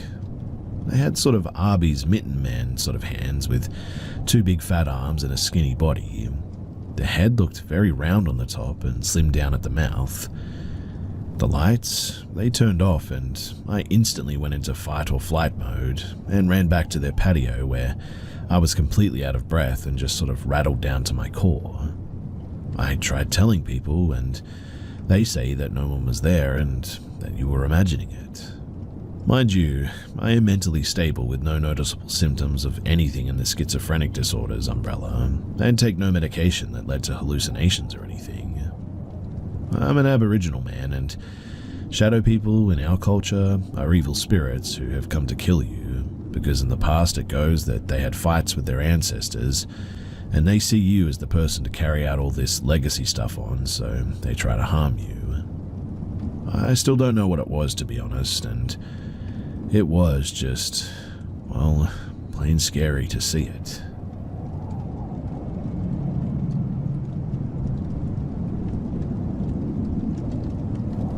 moved in with my sister and her ex in a little renovated garage unit made into a living room or kitchen area, a one bed and bath in Berea, Kentucky. She told me that it was haunted because she would hear footsteps and noises coming from the living room when no one was home but her. From the get-go too, that place felt just off, I guess. Everyone always got the heavy feeling of being watched, everywhere else but the bedroom, that is, including the bathroom. One day too, I told Henry that we didn't like when he stared at us, especially in the shower, and not to be a perv, that they only used the bedroom and the facilities when necessary, so there was no furniture in the living room. So when the neighbor gave me a couple of wooden chairs, I brought them over to the house. My sister, she didn't want them there, but I still just sort of sat them against the wall and went about my day. Well, the next time that I went into the living room, one of the chairs had been moved to the middle of the floor, underneath the ceiling fan. I asked if anyone had moved it, and she mouthed off, "I don't even want them here. Why would I fool with them?" So I just placed them back against the wall. And the next time that I went in there, it happened again. Now, we had heard rumors about a man hanging himself in there, and I suppose that just about sums it up, right? Also, one night my sister had her friend Matilda over, and we were all sitting on the bed in a triangle. Her friend and I were at the foot of the bed. We were just talking when I saw a quarter-sized black orb float from in front of the wall, up over the top of the blinds, and then disappear. The blinds were closed and it was nighttime, so it wasn't a headlight or anything. I stopped talking and said I just saw something, and Matilda said that she saw it too, and elaborated exactly what I had just seen. We also always had bad dreams there as well, and it was a weird place. On another occasion, I was spending the night with my friend Raspberry at her brother Michael's house. Their other brother Spaulding, her boyfriend Barney, and two cats were also there. It was around 11 p.m. when she broke out her glow-in-the-dark Ouija board with the light-up planchette, and we all head up to the upstairs to the closet, including the cats, leaving no one or nothing to debunk our experience that I'm about to tell you about. But we were all very serious about playing it, and wouldn't have goofed off at all. So we sit down, light a few candles, and we begin asking if there's anyone there who would like to speak to us. We get a yes and all look at each other. We play on asking random questions, and I remember the last question being, "Are you in the house?" "No," it reads. Then immediately after that, we hear a really loud bang downstairs. We sort of say bye, but I admit that it wasn't the best one, but we pushed the planchette to goodbye and burst out of the closet and down the stairs to find that the pan that we had used to make biscuits earlier, and obviously left out on the top of the stove, had been completely thrown across the room, now sitting in the living room of all places. Safe to say, our adrenaline was pumping for a while that night, because that was seriously one of the most incredible things that I had ever seen. Later that night too, it was just Michael and I playing another round on the Ouija board, and we asked the spirit, "Are you human?" and it said no. And that was when the scratching on the closet door began, then banging and scratching as if something was desperately trying to get in. Like I said, we were all very serious about it and wouldn't have messed around. Besides, someone always fesses up to it at some point when they do play a prank like that, but in this case, no one ever did. We left the closet to find rather deep claw marks on it too, and that was the last time that I ever played on a Ouija board.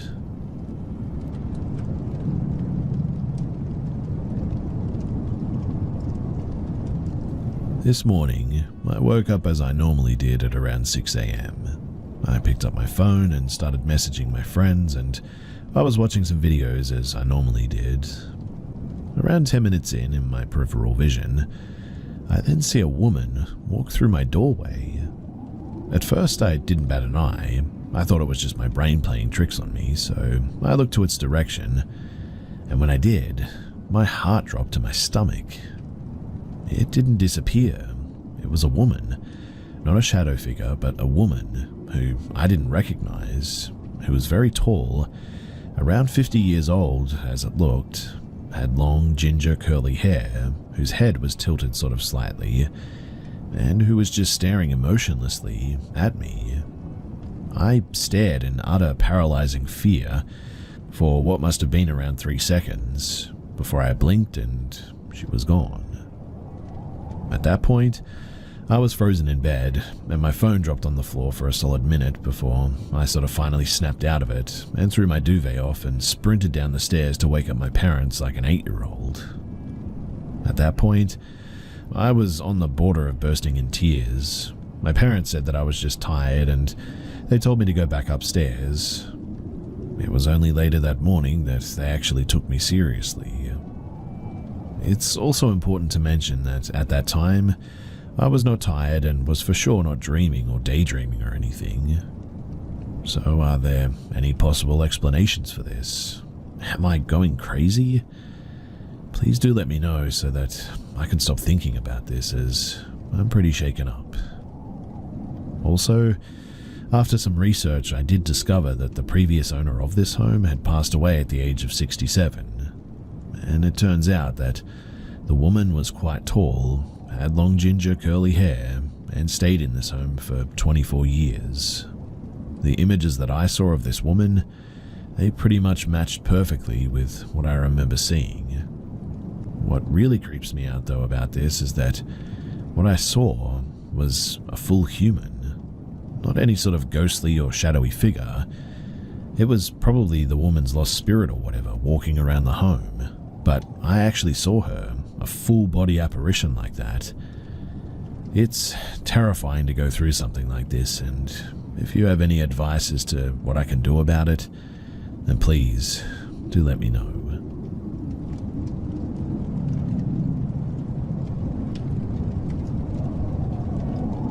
This happened in 2019. I was 25 at the time. I was living with my parents, sister, and my partner, as we were saving up to buy a house at this point.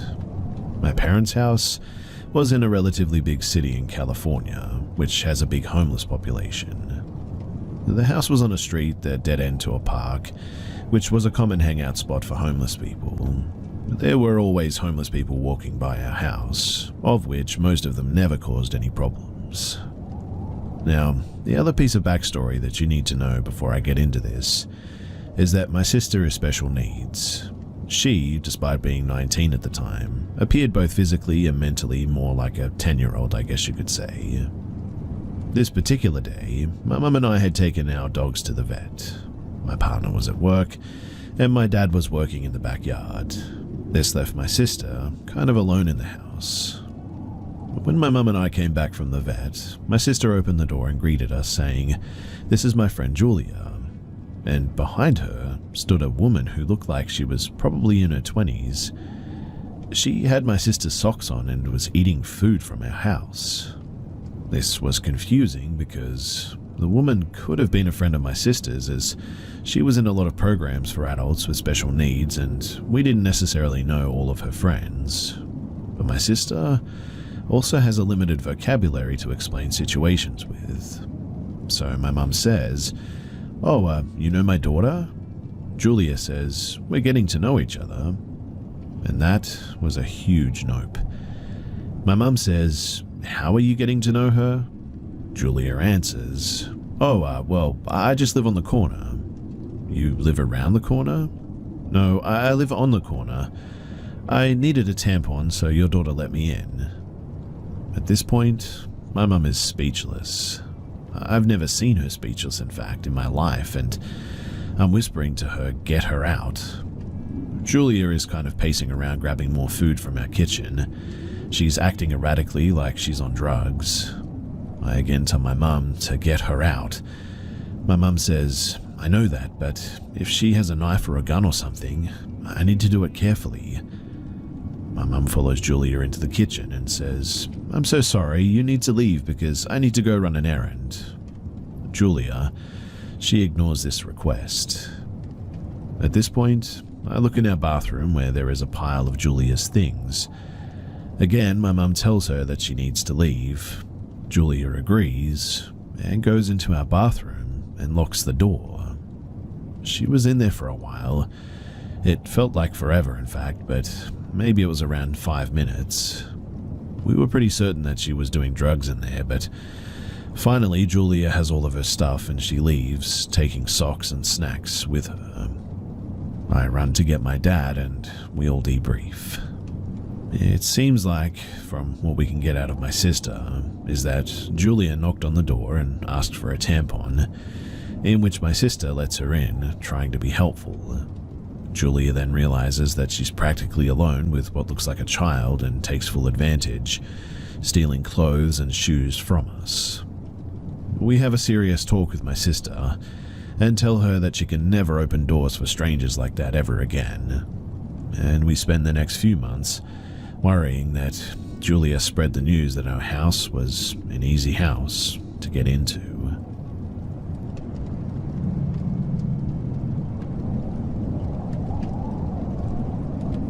This happened in northwest Houston. I've never really spoken about this one, as much as I had a much more frightening experience that takes precedence in my memory. But this one, it is weird enough to ask you guys what happened. So, I've only had one other paranormal experience, and after doing some research, I believe it was demonic. Well, there was another experience around the same time, within a few months of each other, and no paranormal experiences before or after these two, when me and my middle school friend were having a sleepover. We got a craving for snacks, and decided to walk to the closest gas station. The walk was about 1.5 miles and included a walk through the woods behind our neighborhood. We cut across the creek and turned right, which led to a road, but the road was at least 3/4 mile away with dense woods on both sides of us. As we're walking, we were about 1/4 mile into this long stretch of woods. All of a sudden, this giant white figure steps out of the woods to our left. We both freeze in our tracks without saying a word, confirming that we both saw it, and it stopped and stared right at us. It was probably about 50 to 60 feet away from us, but it was absolutely massive. So it seemed a bit closer than that, I suppose, but I got instantly flooded with chills, and we both turned around and started sprinting back to where we crossed the creek, repeatedly saying, "What was that?" We never looked back out of pure fear, and all we could seemingly do was just, well, run. Whatever it was, though, it was built like a human, I guess, standing on 2 legs and had distinct yellowish eyes. It was easily, and I mean easily, 9 feet tall, and we don't have any sort of animals that would have resembled that in the area. Me and that old friend, we lost touch, unfortunately. This was like 14 years ago, but I really wish I could reach out to him to talk about that moment again, because I know that he still remembers it just like I do.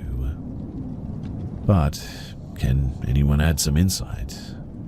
I find it sort of weird that I had 2 paranormal experiences within months of each other, and nothing before or since then. I get chills just talking about this and reliving that memory, but I'm really curious if anyone has any ideas. Just to clarify too, we were not drunk, high, or anything, stone cold sober. We were too young at the time to do any of that stuff yet, and so there was nothing like that involved. So again, if you have any idea as to what this was, then please do let me know.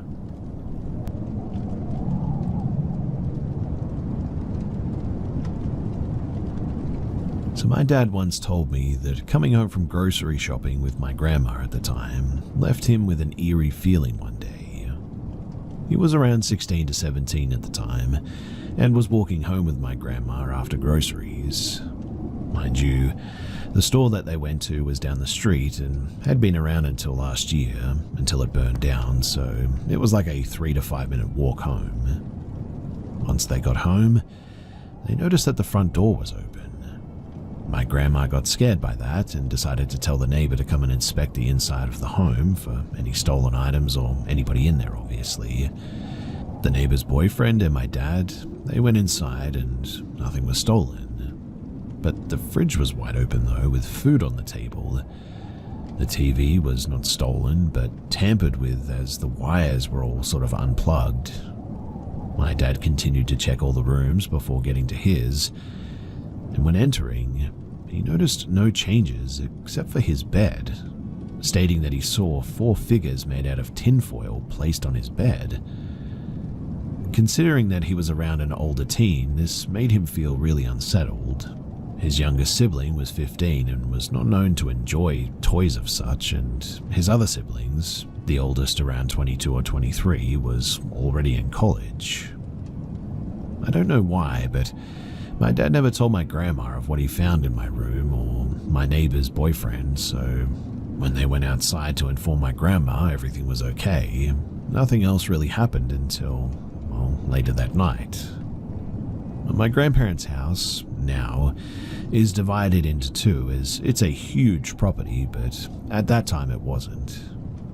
My grandpa and uncle were now home from school and work. My grandma finished cooking dinner, and all of them ate together, finished, and then ordered my dad to take out the trash. My dad followed and grabbed whatever trash needed to be taken out and went outside. Now, the house has a really long car driveway that almost makes as a hallway on the side of my grandparents' house to now the second house. But again, at the time there was no second house, so my dad went down that hallway, and once he got closer to the back gate, he froze. What he saw was a man, particularly shorter than any average height, with pale skin, almost albino, that's what my dad said anyway, staring at him as he sat on the gate with a huge smile on his face. My dad made no attempt to get into contact with the man, no one faces in return or words or anything, and just sort of watched him. He said that he stared and smiled for a good second until waving at him and jumping off the gate, leaving his property. My dad doesn't know if this was the man who tampered with the house or some random trying to scare him, etc. All he knows is that it scared him half to death upon seeing him. Now, when I was 8 to 10, I was playing outside of my grandparents' house with my cousin, who now lived in the back house. My grandparents' house is elevated, and so are all the ones on that street. They all have stairs that lead up to the house, and I was on the top of the stairs, the porch area, and my cousin was on the bottom on the front yard. We played catch back and forth from these positions. Sometimes soccer as well, as we would use the front house door as a goal line. We often switched who would be on the porch and who was on the floor and all that, and I was on the porch when I threw the ball at him and noticed a man in the house across the street staring at me, smiling at me. I thought that was a bit weird, but I didn't think much of it as my grandparents knew everyone in the neighborhood, so I thought that it must have been a family friend or something. I continued playing and didn't tell my cousin, but the man just kept staring at me. I started feeling uncomfortable as I felt like he was looking right at me, not around me, but directly at me. What made it worse too was that he was looking at me from the attic window of the house. I felt sort of disturbed by his smile and just how large he seemed to me. I told my cousin to switch and he did. He didn't seem to notice the man. We switched back and this continued on, and so did the man. I believe it was for like 3 hours that we played outside, and the man smiled and stared at me for the entire time. My brother and all of us really loved my grandparents' house, so much so that we stayed for weeks during the summer or any opportunity that we really got. This was the case with my youngest brother as well. He decided to sleep over one day, and he was fairly young at the time, around 5, and still needed my grandmother to put him to bed. He wanted to sleep in the living room, which was new because when we were younger, he always wanted to be in my grandparents' room, which left my other brother and I to the couches. Anyways, He and Grandma slept in the living room couch, the one closest to the window and the front door. The things seemed to be okay as well until he had woken up, to nothing though. He looked around the room and noticed Grandma was still asleep next to him, so he decided not to wake her up, until he looked to the window and saw a man, again pale and smiling at him. My brother didn't scream or cry. He watched him smile at him and said that the man grabbed the corners of his mouth to stretch out his smile, and this made my brother, of course, frightened, which led him to move my grandma until she woke. She did, and she saw the same thing too. I don't know what she did next or what else happened that night, only that she told my parents about it and she didn't feel comfortable having us sleep in the living room without my grandpa being there anymore. Now, all of these occurrences did not happen in the same timeline, obviously. None of us knew each other's own until very recently, in fact. Meaning that the last occurrence of this, my brother's, of which happened several years ago, just came to light for us, and my family still doesn't know that I saw the same man. I'm genuinely curious as to any explanations of what this may be or what I should do about it.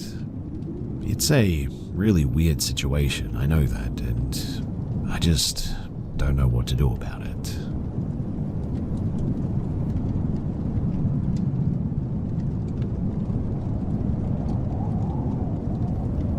This happened in my early 20s, and to this day I still cannot fully explain it. It started with a disturbing dream my mum had the night before. Her boyfriend at the time, who worked as a security guard at the local hospital, shared what happened the next morning, and genuinely it left us both pretty shaken.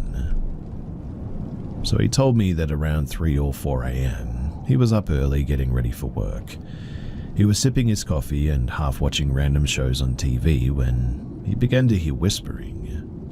At first it was faint but distinctly aggressive, almost like it was right outside of the front door of the apartment. Confused by the timing and the tone, he got up to check it, but as he approached the door, the sound stopped. Thinking that it was nothing, he went back to his TV and coffee. Then it happened again.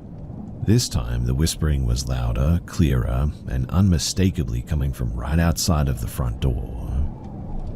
Feeling a mix of curiosity and irritation, he moved quickly to open the door and looked around. But again, there was nothing. No one in sight and no sounds. He shrugged it off as odd, but not impossible. Until it happened a third time. Only this time, there was no whispering. Instead, he heard a deep guttural man's voice almost yelling, and it was coming from my mother's room. Panicked, he ran to her room and swung the door open. My mum was laying in bed, speaking in a man's voice that he couldn't recognize. The words were garbled and unintelligible, but the tone was dark and commanding. He flipped on the light, shouting at her to wake up, and she eventually did, shaken and confused. She told him that she'd been having a nightmare about a shadowy figure trying to force itself upon her. She described the figure as something dark and menacing, unlike anything she'd ever dreamed before. As her boyfriend was telling me this the next day, we were both sitting in the apartment kitchen and he was just reaching this part about the yelling when suddenly the lights in the kitchen went out. Oh, all except for one. The timing was too perfect and it was really creepy. Both of us froze, adrenaline spiking, and without even saying much, we just grabbed our things and left the apartment in a hurry. When we came back later, everything was normal. All the lights were working fine and nothing else strange happened after that. To this day, I cannot help but wonder what exactly was going on that night. I get chills retelling this even to today, and a really unnerving feeling when I share it. It was so strange that he had promised my mum not to tell me about it, but I'm glad that he did, but it just leaves me with so many questions.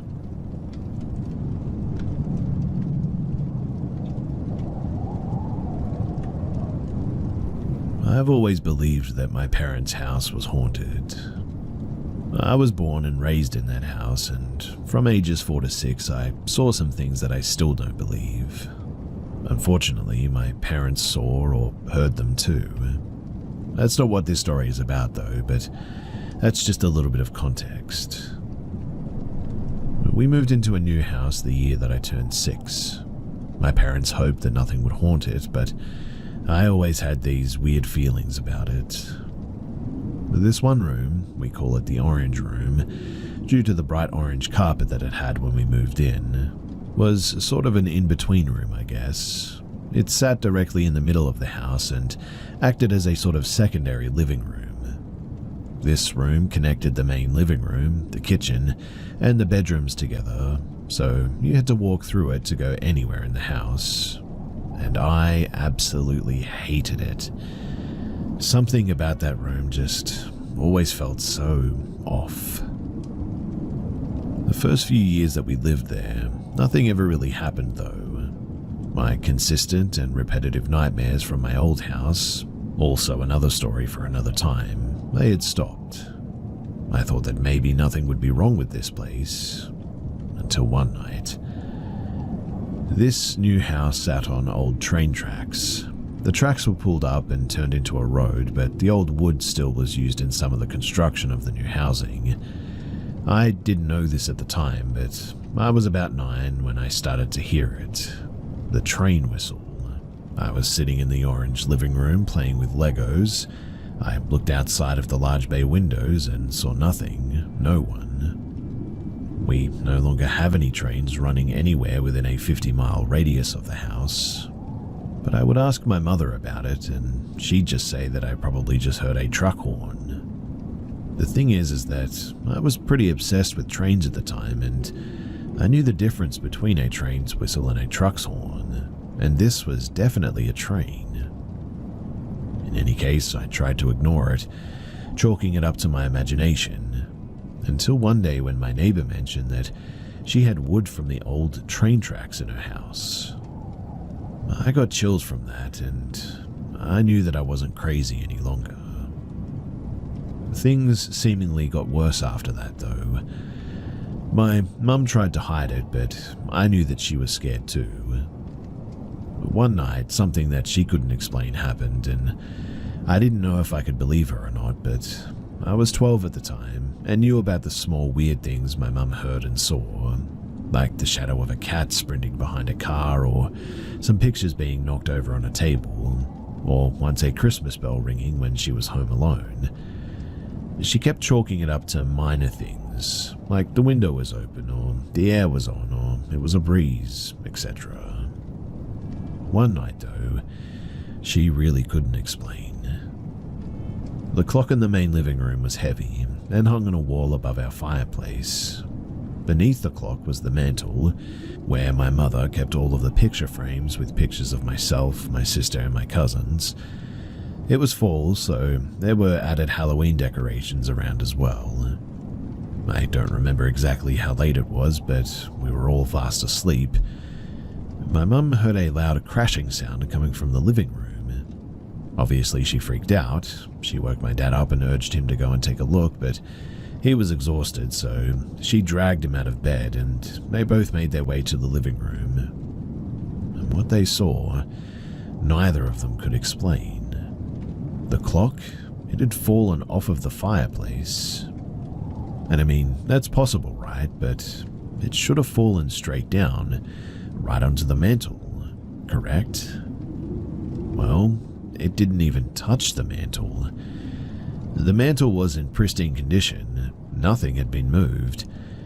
The clock, however, was about 10 feet from the fireplace, in the middle of the living room, face down. My dad and her tried to recreate it the next morning, but the fireplace was brick, and nothing that they did, not even a breeze or a draft or the AC, could have caused it to go that far.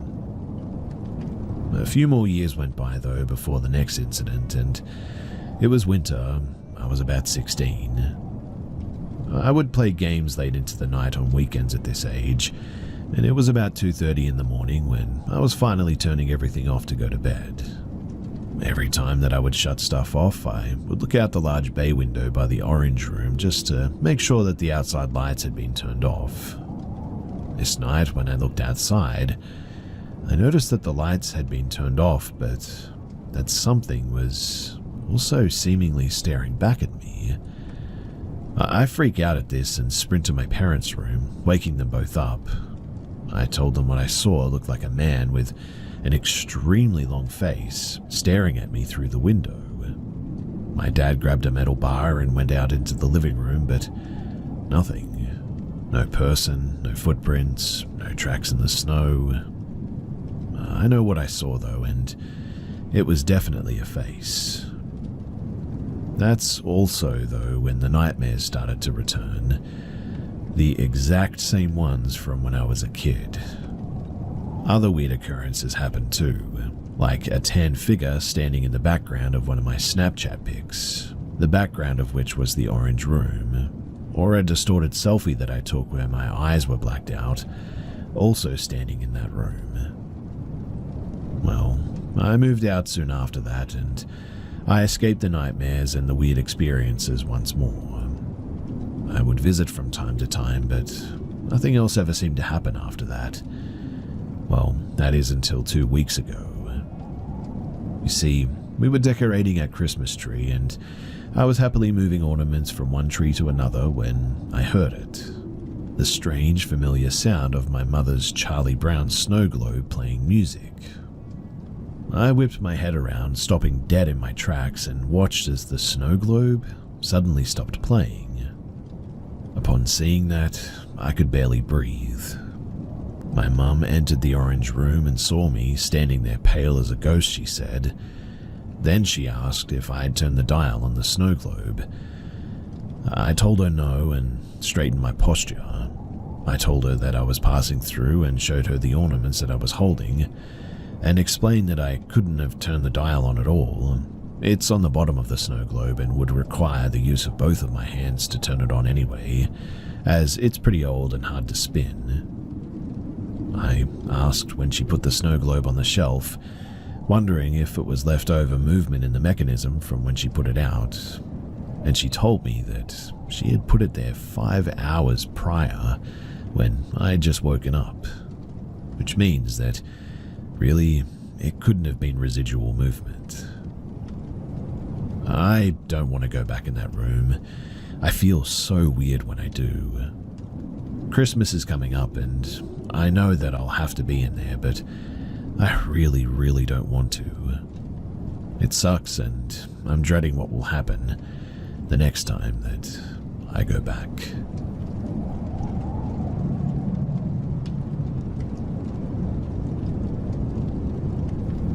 I moved to Georgia when I was 13 years old, into a fairly nice neighborhood after my dad got a promotion. I mention this because it's not typical that paranormal experiences occur with relatively new homes. It was maybe a 10-year-old house, no deaths in the house, and we got the house from a nice young family looking for a larger home. I always lived in a warm, cozy, and inviting home growing up, but this one, though, felt immediately unsettling. My parents' room was downstairs, along with everything that you'd find on the main level of a home. Upstairs was just the guest bedrooms and an entertainment room or office. One of the upstairs rooms is where I slept though. Downstairs always had calm and nice energy where I always felt secure, regardless of if I was home alone or not as well. Upstairs though was a completely different story.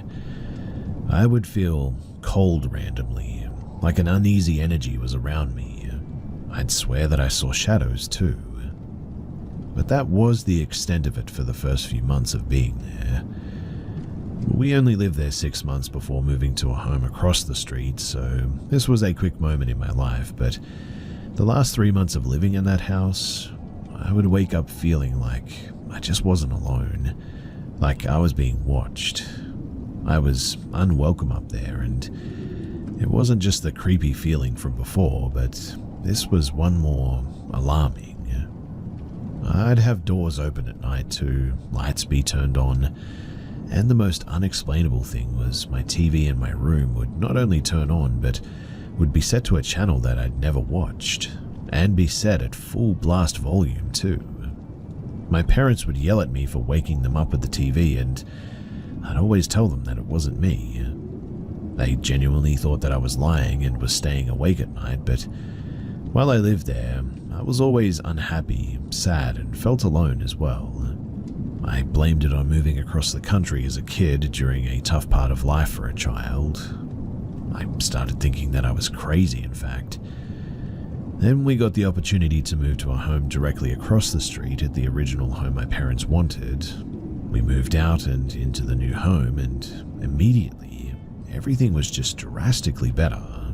No negativity, no fear, calm and happy vibes, no experiences. And it remained this way until I moved out as a young adult, and eventually my folks moved as well. We met the young family who sold us the original home accidentally about a year after we moved out, and they learned that we'd left. They told my mother that they were convinced the home was haunted and even felt bad for not saying anything. They told us that items would be moved, electronics would turn on, and they always felt uneasy. My dad never believed it, but my mum did from that day on, and I was thankful for that. I always have been pretty skeptical myself, but I've gone down a bit of a rabbit hole of the paranormal activity lately, and I keep thinking back to my own experiences. My parents sold that house to a Chinese businessman who would only stay in the house a few times a year for business. The rest of the time, it just sat there empty. I'd look from the window of my new home to the window of my old room, and I know that this is going to sound weird, but the house just seemed dark and happy that nobody was there. I want to hear what others have to say, though. I never experienced anything else besides this. The neighborhood was built on top of an old horse farm, and possibly before that a plantation as well. Maybe the home was built on top of a gravesite. I have no clue, to be honest, but I would genuinely love to hear what you guys think about this.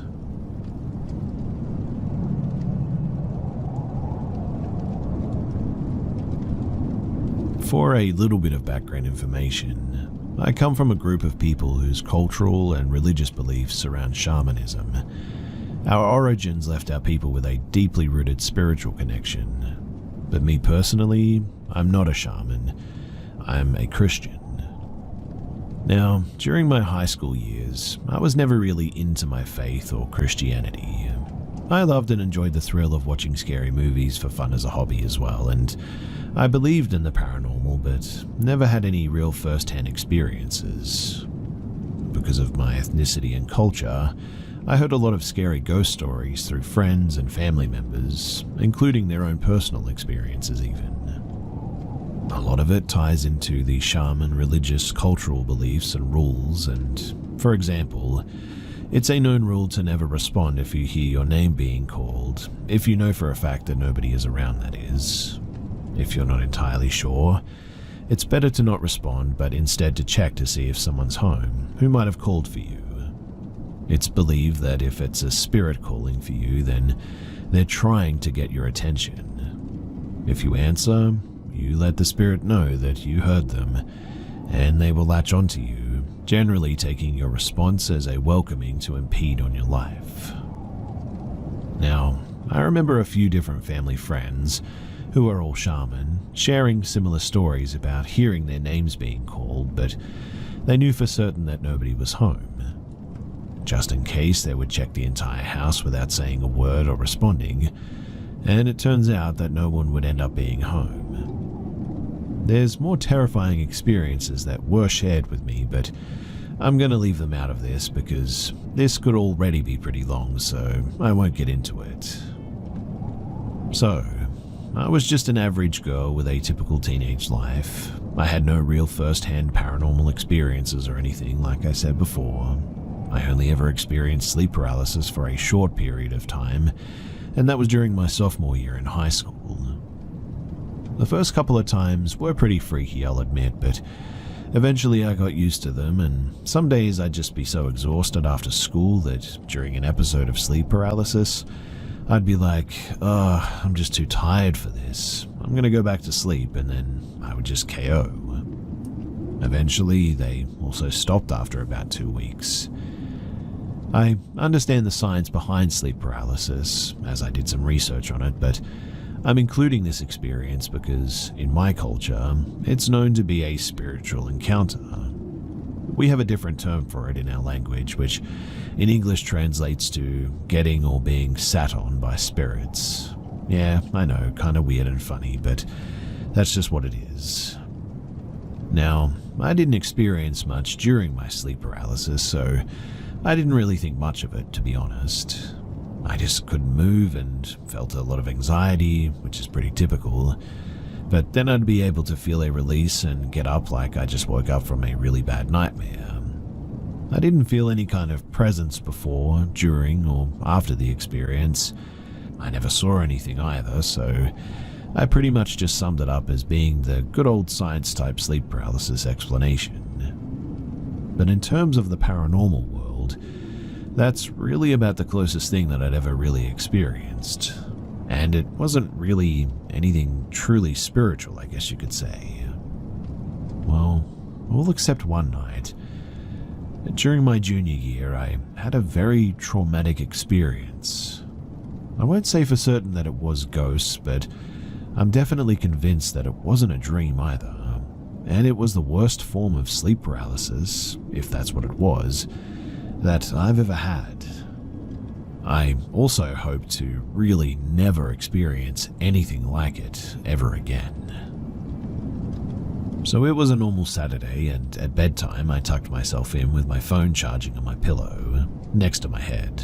I had an old Verizon flip phone since this was the year 2011, and my folks couldn't afford to get me an Apple phone at the time. Anyway, I always charged my phone during the night, and I would place it front side up on my pillow next to my head. While charging, the front screen would stay on and it would light up the surface of my ceiling. Everything was normal, everything felt fine. Eventually I fell asleep, but later woke up in a bit of a daze because I felt someone was calling for me from the door of my bedroom and was standing out in the hallway. It was really strange though, because I didn't actually hear anyone or see anyone, but I knew someone was there. It's sort of the same sense as you know someone's in the bathroom, or someone just entered the room, or a car even if you don't look to see. I was in a bit of a daze, almost like half being awake and half asleep. I thought it must have been my baby sister, a 12-year-old at the time, trying to wake me up. I said aloud, "Hannah, what do you want?" Mind you, I'm not actually seeing anyone, but I just feel that someone's there. I didn't think much of it because I was so tired, but I just knew that someone was there and someone was trying to wake me up.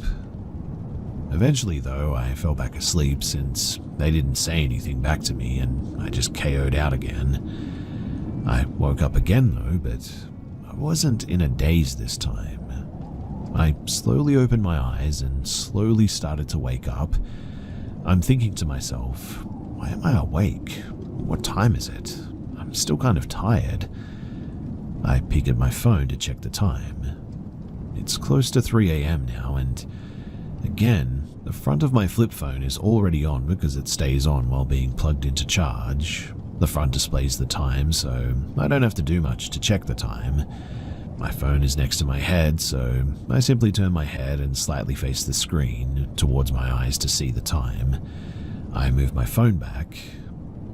With every intention of just slowly drifting back to sleep, I'm just sort of looking up at the ceiling and I see a light from my phone screen hitting the surface of the ceiling.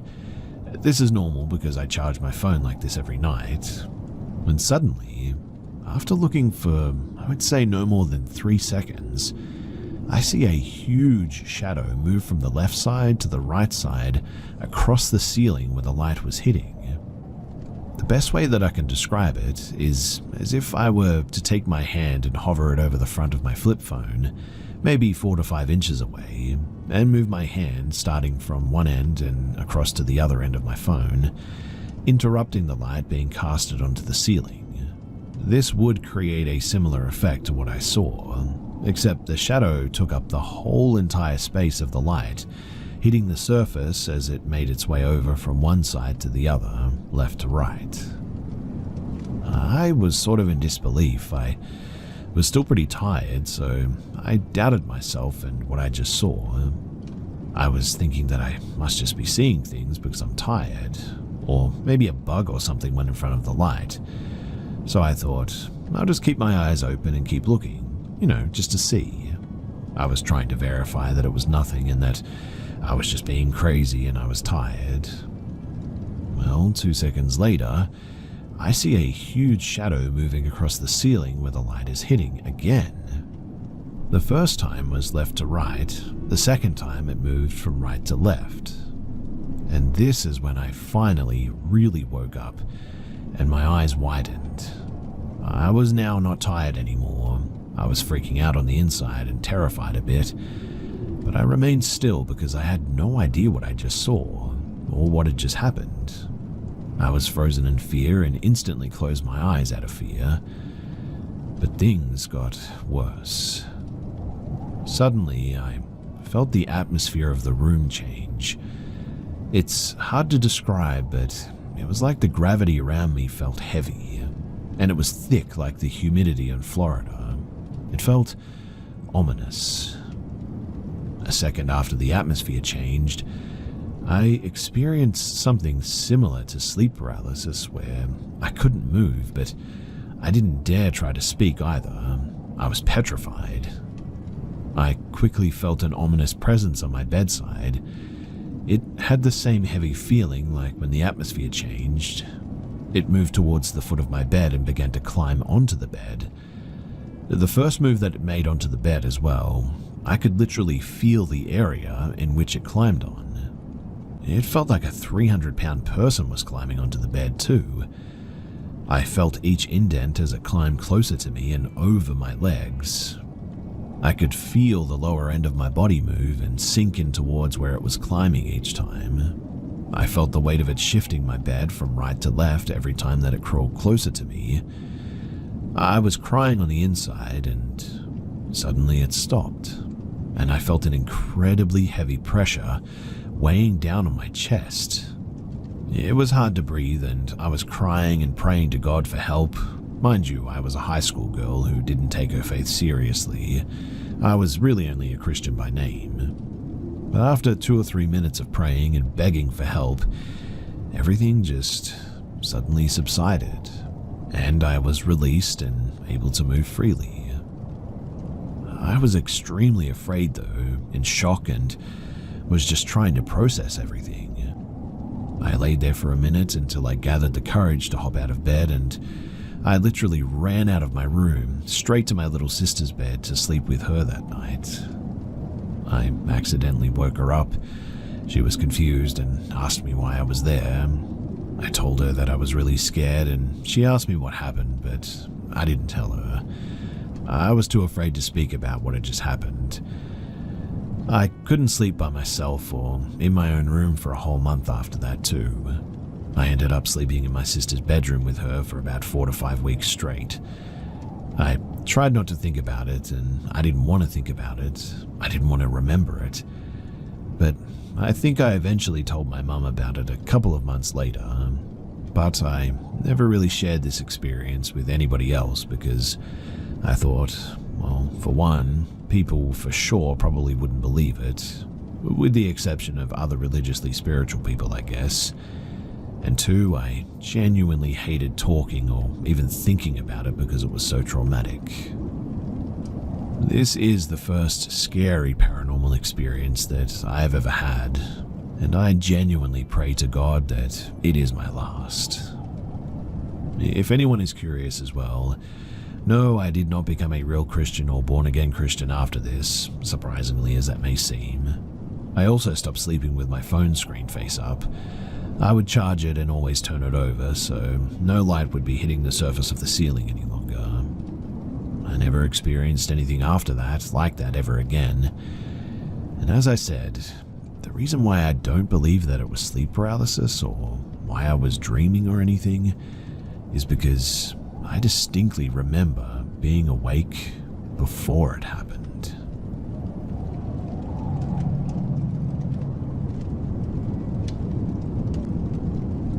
This happened shortly before weed was legalized in Germany.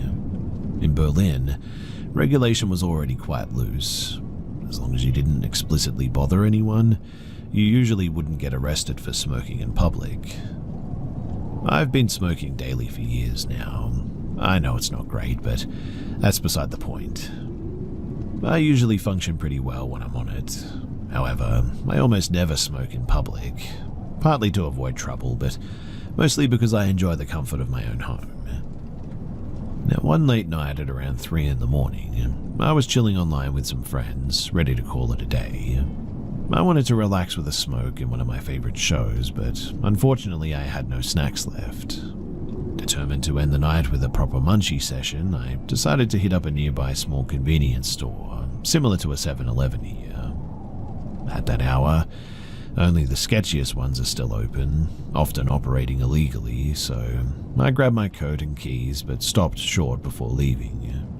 But why not add a little bit of joy to this cold walk, I thought, rolling a small smoke. I lit it up as I stepped outside, braving the freezing breeze. Now, the area that I live in is pretty rough. Mostly foreign students, many from Arabic countries. Poor integration has led to crime and violence being all too common here, unfortunately.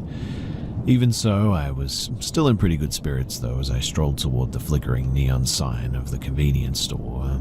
Just one more intersection to go, in fact. That was when a group of men stood at the corner. They looked Middle Eastern and a little bit older than me, watched me as I walked by. It felt pretty normal for here anyway, to be honest.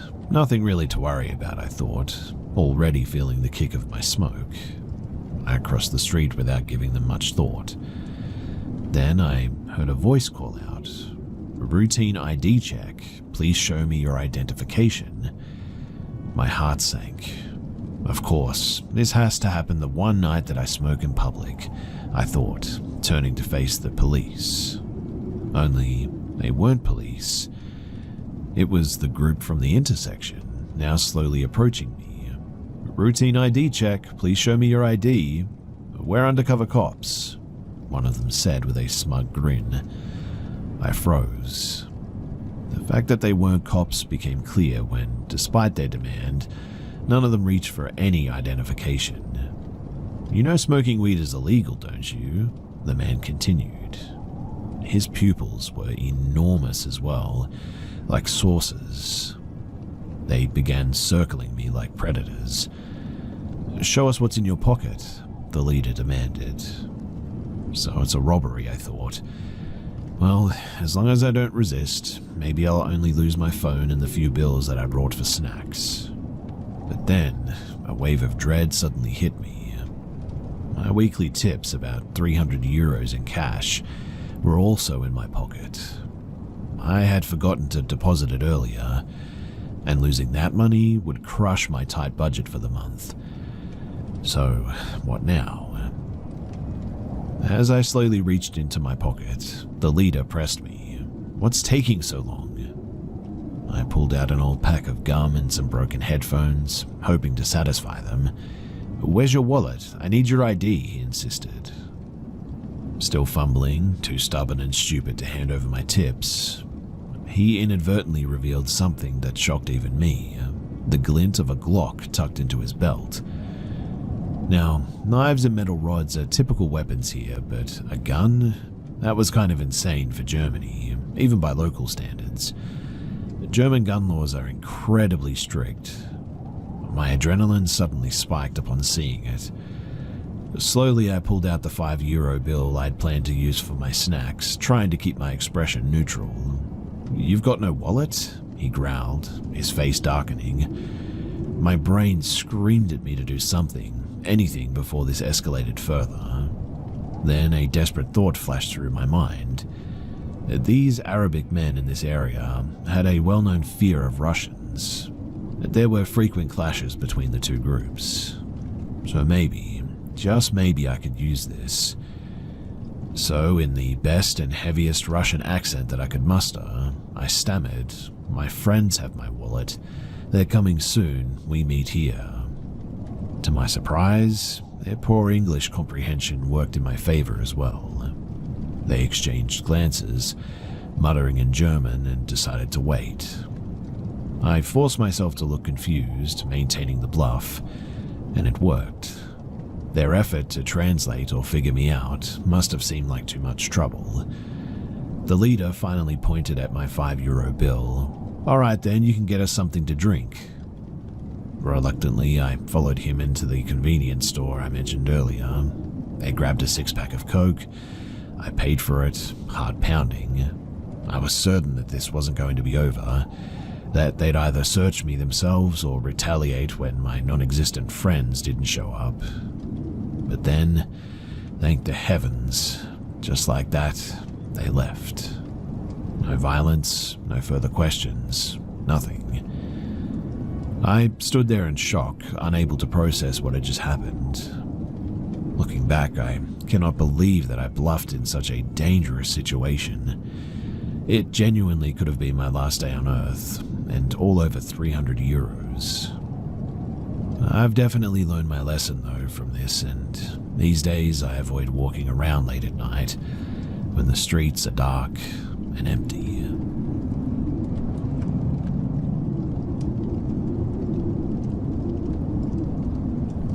Back in 2005, I had an incredible experience that I would like to share. I kind of keep this to myself for, the better part of nearly 20 years. Pretty much because I'm just a normal dad with kids now and a career, and I don't want to, have any problems. But some things have happened when I was young that still stun me to this day, and this is certainly one of them. So, I attended a party in northern New South Wales, Australia, in the spring of 2005. These bush doofs were frequented by odd and usual people of different subcultures, but on this night, it was stranger than the usual ravers that I was used to. They were much more pleasant, much more friendly, I guess. At first, the party was relatively normal, like any other party of its type. Lots of electronic music, people dancing and enjoying the atmosphere. I was there with my girlfriend at the time, who was a bit of a free spirit and seemed to just know absolutely everyone at the party, which honestly wasn't unusual. She seemed to either develop instant chemistry with anyone or already just sort of knew people, and I never got to the bottom of that, but she and I mostly went our separate ways at parties like this and would just meet up randomly as the doof brought us back together. During the night at the party, I met a few interesting people though. This wasn't the first time that I'd met supernatural types or had strange experiences at a party like this, but it was the first time that it happened that I wasn't on drugs. The first one that I remember was a guy silently gesturing to me. I sort of didn't realize that he even was gesturing to me, so just sort of stared blankly until another guy grabbed me and he pointed to the ground where the dude was gesturing. As it turns out, the guy was trying to bring my attention to himself, seemingly manifesting a small energy orb, about the size of a marble at the tip of his fingertips, hovering about a few centimeters above the ground. It was translucent, almost like a bubble, but it was more dense and hovering perfectly still, and seemingly manifested by this guy. Or maybe he was just pointing at it. I'm not sure, but I know that I reacted with awe, as you would, right? And both guys were happy with my reaction. They sort of celebrated with each other and with me, without making many sounds. I continued to party. Cool fun magic orb trick, right? Let's go. But the second one I met was when I was sitting by the open fire. She was sitting across from me, a pretty looking white woman with a short cropped brown haircut and a crochet beanie on her head. Relatively normal looking type of northern New South Wales raver, I guess. We caught each other's eyes and then suddenly I could hear her voice inside of my head. Well, not at first, but at first we had a brief conversation sort of telepathically without me realizing that it was even happening. I don't remember many of the talking points, but it was probably me thinking about how cute she was and her replying or whatever. When I first noticed it, she even laughed because I instantly rejected what was occurring and physically jumped a little bit. She must have reassured me pretty quickly because we sat there discussing something for a long time. Again, the words were taken from me, so I can't remember much of the discussion, but what happened next was pretty intense. She told me that she could do pretty much anything, and that I could as well while she was there. Pretty wild, right? Well, she evidenced it by reaching into the fire and picking up a handful, not a coal, but a handful of embers, and holding the fire in her hands. She did this with no pain, dropped it, or dismissed it, and then showed me no injury and told me to try. So I did, and it worked. She was, like the previous dudes, completely thrilled as well, and her joy actually was so palpable that it completely washed over me. It was, for a lack of a better way of saying it, an intensely euphoric feeling, paralyzing so, pure joy that just overwhelmed every one of my senses. And the next thing that I know, I'm being stirred awake by a random raver-looking dude, and it's dawn. I'm snuggled into a sleeping bag and under a tree, and I had the best night's sleep that I'd ever had. He gives me a small thimble full of hot brown liquid and gestures for me to drink it. He seems super awesome, so I do, and it tastes like, sort of like a coffee, but a bit different. Very pleasant, warming, and soothing. I get up and I notice that the party looks different. There are no cars around, nobody drinking, nobody passed out on the ground, nobody looking like post-do-for-regret partiers, just 20 or so very quiet, very peaceful people, and the DJ. And my girlfriend sitting with them on a rug as they cooked up a hot meal, some sort of stew or vegetable curry. So I walked over to her, but as I did, I noticed that more people were emerging seemingly from behind the trees in the forest that was surrounding the glade that the party was in. All of them were attractive, but not overwhelmingly so, I guess. Men, women, and children all emerged from behind the trees. I don't know how many, but the party picked back up and they basically just all started dancing with each other, being merry and all that. No talking though. Only me, my girlfriend, and the girl from the fire, who was now sitting next to my girlfriend, seemed to talk. I walked over to them and I must have had a look of shock or awe on my face or something, while both of them had a look of complete contentment and happiness, which definitely calmed me a bit. They gestured for me to sit down, so I did. They served me a bowl of food and I wolfed it down. Next thing that I know, I'm laying face down and completely incapacitated.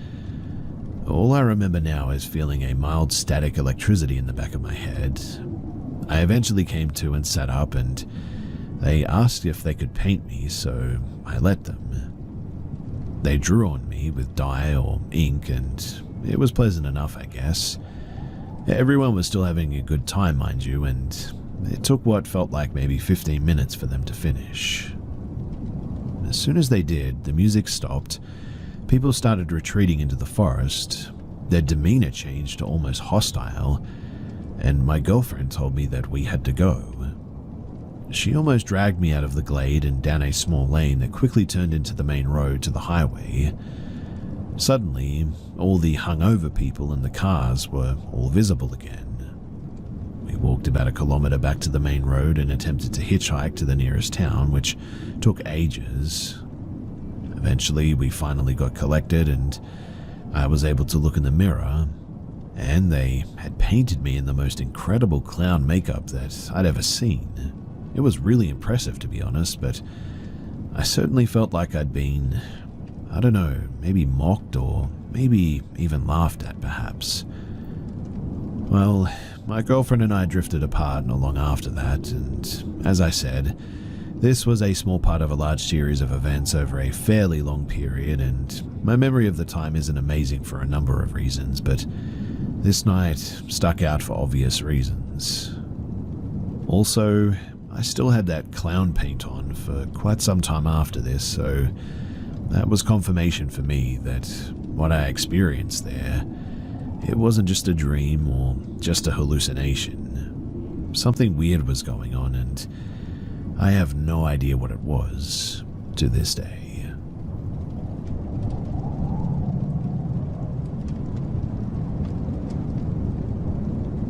This happened to me a few years ago now. So I was working overnight at the time. I was sleeping during the day, and in the middle of one of these sleeps, I was startled awake because I saw a dark figure standing next to my bed. By dark, I mean more like it was hard to tell what it looked like, but besides human and standing, if that makes sense. But in my groggy state, I could tell that it was holding like a bucket, as if it was just about to go and dump it on me. And I sat up in a rage, swinging at it like, "No, you won't." Grappling with it was futile though, because it was over my bed, so it had the height advantage, and it easily dumped the entire contents of the bucket over my head. I was super annoyed and aggravated, but I realized that the figure was gone. But I was completely soaked. My blankets were soaked and my bed was soaked as well. As I sat there becoming more lucid, I grew more horrified about how weird this actually was. My bedroom is tiny, my door was locked, I was alone in the house, nothing could hide under my bed or in my closet or anywhere else in my room, at least without me being able to easily spot it. I was also able to wring easily a full bucket of water out of my blanket, and it was so soaked that I eventually gave up on falling back to sleep, put it in the dryer with my bedding to get all the water out, and just stayed up. A giant puddle was on the floor as well of my room that I had to mop up. I smelled it too and stopped short of tasting it, but as far as I could tell, it was just regular, colorless, scentless water. Not sweat or urine or puke or anything. There's not enough room in my body for all this liquid anyway that a mysterious figure poured onto my head in the middle of the day while I was trying to fight to keep it off from doing that. No drugs, no alcohol, I wasn't mentally unwell or anything, and there were no pipes over my head or anything like that. I even climbed into the attic later to double check that. Sunny outside and it wasn't raining or anything. Eventually I went back to bed because I had work that night and I wanted to get some sleep. I told a few of my closest friends and they were all like, "Wow, that's crazy, but I'm sure that there's some sort of an explanation for it." Well, several years later, I still sleep in the same room and I still cannot explain it.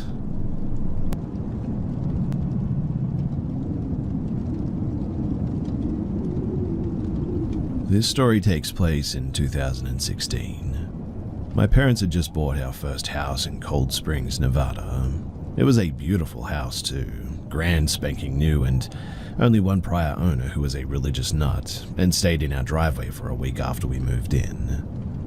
My dad, he had to pull his pistol out at some point and tell him to leave the property, and that we were not going to pay for him to live in our front yard basically. But that's besides the point. You see, growing up we had always lived in an apartment. Not the worst apartment, but certainly not the best because, Reno, Nevada. But in 2016 we had moved into this brand new house, planted grass, done a new sprinkler line, and so on and so forth. But when we were moving in, we had the charter people over installing our internet cables, and we found this crawl space or attic in the laundry room. The charter guy came down while we were still moving stuff in and stopped my dad, and he said, "Excuse me, sir, I'm not trying to alarm you or anything, but in the rafters upstairs there appears to be a pair of woman's panties nailed to the rafters." My dad stops dead in his tracks and goes, "What? Excuse me?" He then asks me to put on a pair of gloves and to go and take a look, To which I do, because at this time I'm like 16, 17 years old. And when I get up there, sure enough, on the rafters in the middle of the room, there's a pair of white woman's panties with a pink bow in the middle, nailed to the rafters, and they appeared to be used and really, really gross. My dad hands me a hammer and I pull the panties down, putting them in a trash bag and throwing them in the trash. Not thinking too much about it after the police department says that there's no sign of foul play. Cut to a couple of months later and things in the house start to get a bit weird, like cabinets opening on their own, the sound of footsteps in the hallway in the bathroom, and a weird groaning sound coming from the vent in the bathroom across from my bedroom. I tried my best to ignore it, but honestly it was hard to shake it. And one night, I'm home alone playing on my Xbox when I hear noises in the kitchen. Growing up in Reno leaves you a little bit paranoid that tweakers are going to break into your house or something like that. So I grabbed my dad's gun from his bedroom and I started sweeping the house. I don't find anything in the end, so I put it back in its holster and start walking towards my bedroom. When I turn from the kitchen towards the hall leading to the bedrooms, that was when I see a woman in a dress. I nearly jumped out of my skin, and I screamed, and she seemed to run towards the laundry room. So I pulled my gun again and ran towards the laundry room, but when I did, I couldn't find her anywhere. There were no doors opened, no way that she could have climbed up into the attic. She was just gone. So, dumbfounded, I put the gun back, put my headset to full volume, and I just proceeded to play my Xbox like nothing happened. A couple of days go past, and I then start seeing her multiple times throughout the week.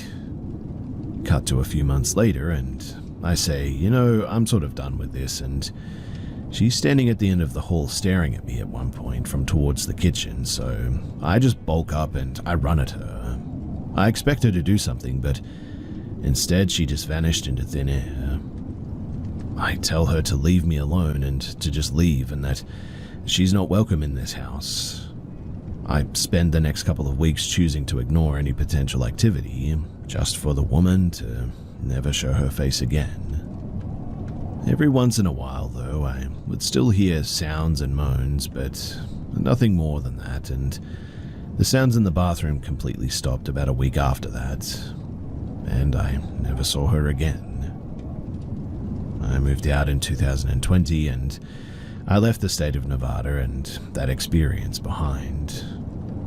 But lately, it's been sitting in the back of my head, so I thought that I should share it with all of you guys. Thanks for listening, and I hope you all enjoyed my interesting first home experience.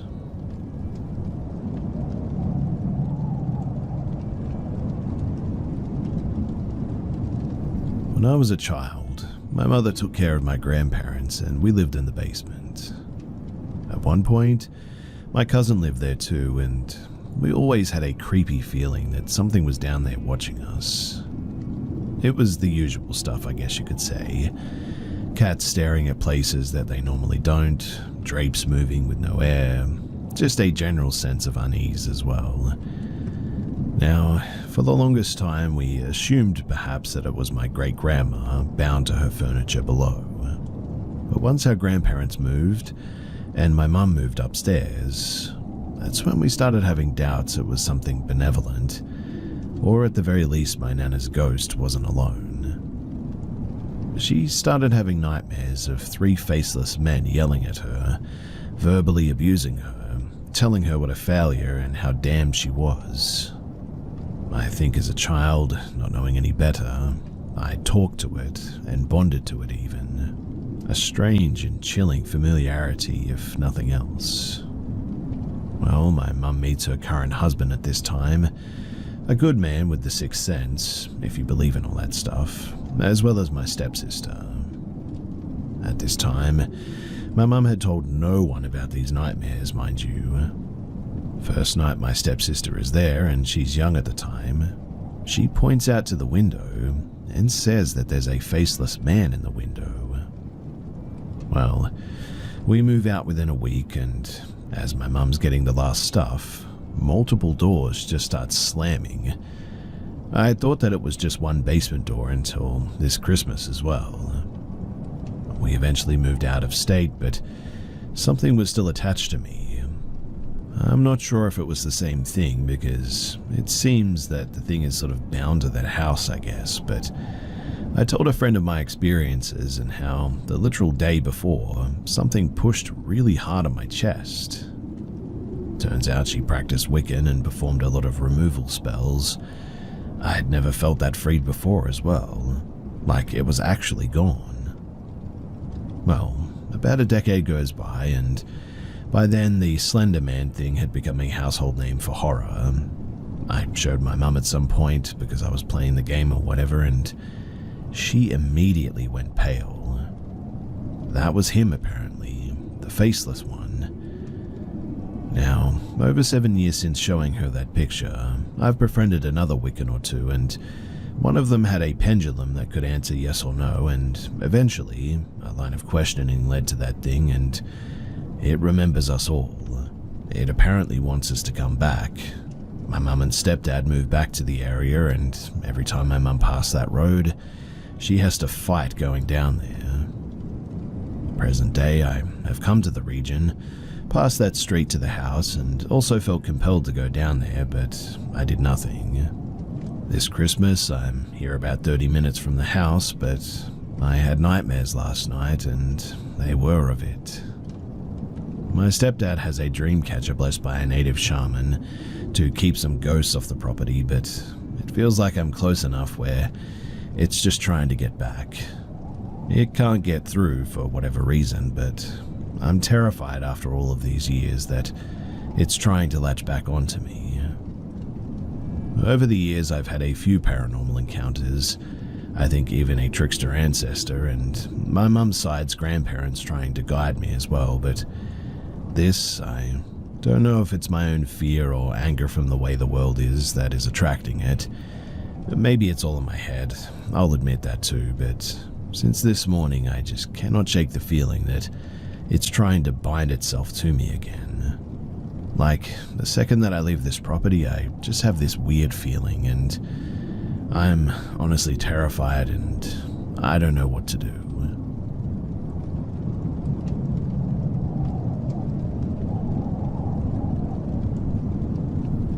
We moved into our house nearly 6 years ago. There's extended family living with us, and when we first moved in, I noticed something angry or seemingly malicious in my kids' nursery.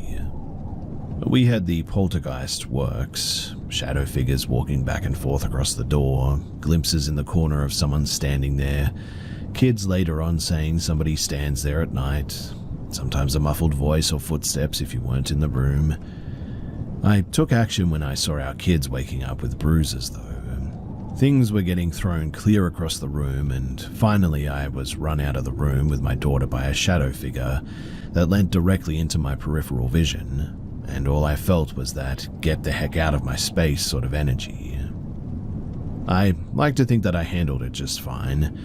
Holy water, sage, sachets in the four corners, and a heck of a lot of you don't gotta cross, but you can't stay here sort of lectures, and since then it left. Since then too, we've had a few separate incidences with other less angry spirits, I guess you could say, that I haven't had many issues with. Spirits and such things I can handle pretty easily, but that brings me to the reason that I've come here today. You see, at some later point we began to hear mimicking voices, the kind that pretend to be other family members and try to have you come toward them or get you to follow them upstairs or into the basement. It started with littleish things, like hearing the kids call out, or maybe an adult call us from upstairs that wouldn't reply when answered, hearing shuffling or voices in a separate room when you're definitely home alone. Things that we thought could maybe be regular spirits again, but then one day I saw, not heard, my brother-in-law come down into the kitchen. At first I flinched because I didn't hear him come down, No weight on the stairs, no footsteps, no clothes shuffling. He sort of appeared in my periphery, and I turned to look at him dead on, and he was there. He looked around the kitchen for a second. I asked him if he needed something, and he looked at me, waved and smiled in a way that gave me a weird feeling but was odd at best. He walked out quickly after that without a word or a sound. Moments later, I heard our bells on the front door jingle, and that same brother-in-law came in the front door, home from an errand, and I asked if he forgot something, and he said that he'd been gone all morning, which was backed up by other family members that he'd seen on the way dropping things off during said errands. After that incident, things ramped up as well, but we still hadn't seen another full body again. I also heard voices, and I saw figures standing at the front of our basement from time to time that seemed to be family members and would call us down to look at something. It began to give us uneasy vibes, I guess. The feeling of, like, personal danger. From there, though, I knew the rules. If you see something, no you didn't, don't acknowledge it, don't give it fuel. Let that person call for you more than once or twice before you go looking. I kept the kids near me whenever I heard anyone call for them that I wasn't sure that they were home right away, and always kept the kids from running to the front door if we heard the bells. After a while, it died down too, and we hadn't had much happen on the mimic front for a year or two now. I hear shuffling and movements downstairs every once in a while at night, but it cannot be taken seriously because we don't live alone, you know. We'd had banging on our front door twice from seemingly no one at 3 a.m, but other than those things, which might actually have been other people, we've had relative peace. Until last night, and today that is. You see, me and my husband and our friend who's staying with us were wrapping gifts last night. We kept hearing walking upstairs, to the point where my hubby was going to go up and check if the kids were up, because nearly every 20 to 30 minutes we heard something. Then, I saw a dark-haired kid's head pop out from over the arm of the couch in the playroom next to us. No sound, but it was fully opaque and swooped down as soon as I turned my head. My friend noticed it as well, and my hubby, funny guy that he is, threw a marker to check if it was a kid. Trust me, I know, but it was midnight and getting up again was not on the agenda for him. With nothing and no one reacting to the marker, we just went back to it. Then we heard my friend's baby crying every 10, maybe 15 minutes, and as soon as she would come back down, the baby would start again. When she'd run up to check, he'd be fast asleep, but her TV would be playing something else that wasn't what she had on. So we tried to finish quickly and just head to bed thinking that he was having night terrors in his sleep or something and would possibly wake his siblings, who were somehow still asleep in the bed next to the crib. My friend decided to stay with the baby while we cleaned to see if he'd cry again, and he never did. Anyway, as we're cleaning up and turning out the lights, that's when we heard coughing and shuffling in whatever room was next to us, especially so after all the lights were out as my hubby was helping me upstairs. I'm heavily pregnant and disabled, so he had to keep a hand on me in case I got dizzy. He said that he could hear the shuffling though and coughing in the rooms downstairs getting closer to the stairs as we were going up it. It freaked him out to the point that he hurried me into our room and locked the door behind us. The nursery with our kids is connected to our bedroom, and so we knew that it couldn't have been the kids in their room making noise as we were coming up, and our friend said that her kids were fast asleep as we were coming up as well.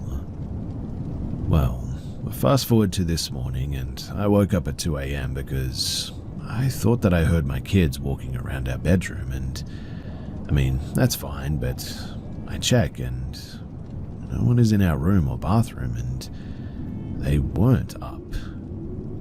And so I went back to bed. But this morning at 6:38, I woke up because I heard quick shuffling around the house both upstairs and down. I watch my friend's kids while she works, so I figured that she had to go in early and I forgot or something.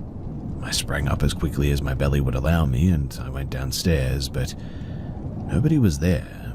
No one was awake, and I was too tired to remember that I was woken up by a movement down there, so I started to get myself some tea, and I then heard somebody talking over my shoulder on the stairs, like my friend bringing her baby down and talking to him quietly as usual. I was filling water for tea, so I hadn't turned, and then I heard her ask me something that I just couldn't make out, and I turned to clarify what she was saying. Only she wasn't there. At that, I was far more awake all of a sudden, and I remembered the night before and stayed quiet as I turned more lights on and sent her a text to see if she was awake. In the silence that followed, I heard the shuffling again in the playroom, but nothing more. I only got a reply about 10 minutes later saying that she wasn't awake but was coming down right then.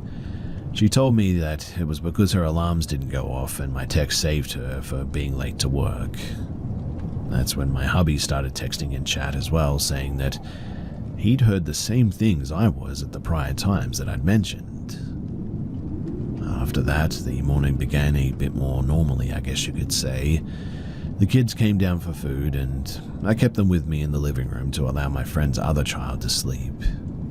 And yet, when she finally came down, she told us that someone had been knocking on her door to wake her up, and she was too scared to open it and check who it was. And not only is that out of character for her, but I know that we're home alone, and I had eyes on all the other kids the entire morning before that. Nobody left, not even for a bathroom break. So, long story short, mimics are outside of my experience. I need some advice on mimics and whatever I can do to deal with them safely, for my family and my kids' sakes. Any advice is helpful, and I don't know if things that I've mentioned and tried have ticked it off, or if I'm doing the exact opposite of what I need to do, but I could really use some help because, genuinely, I am completely in the dark here.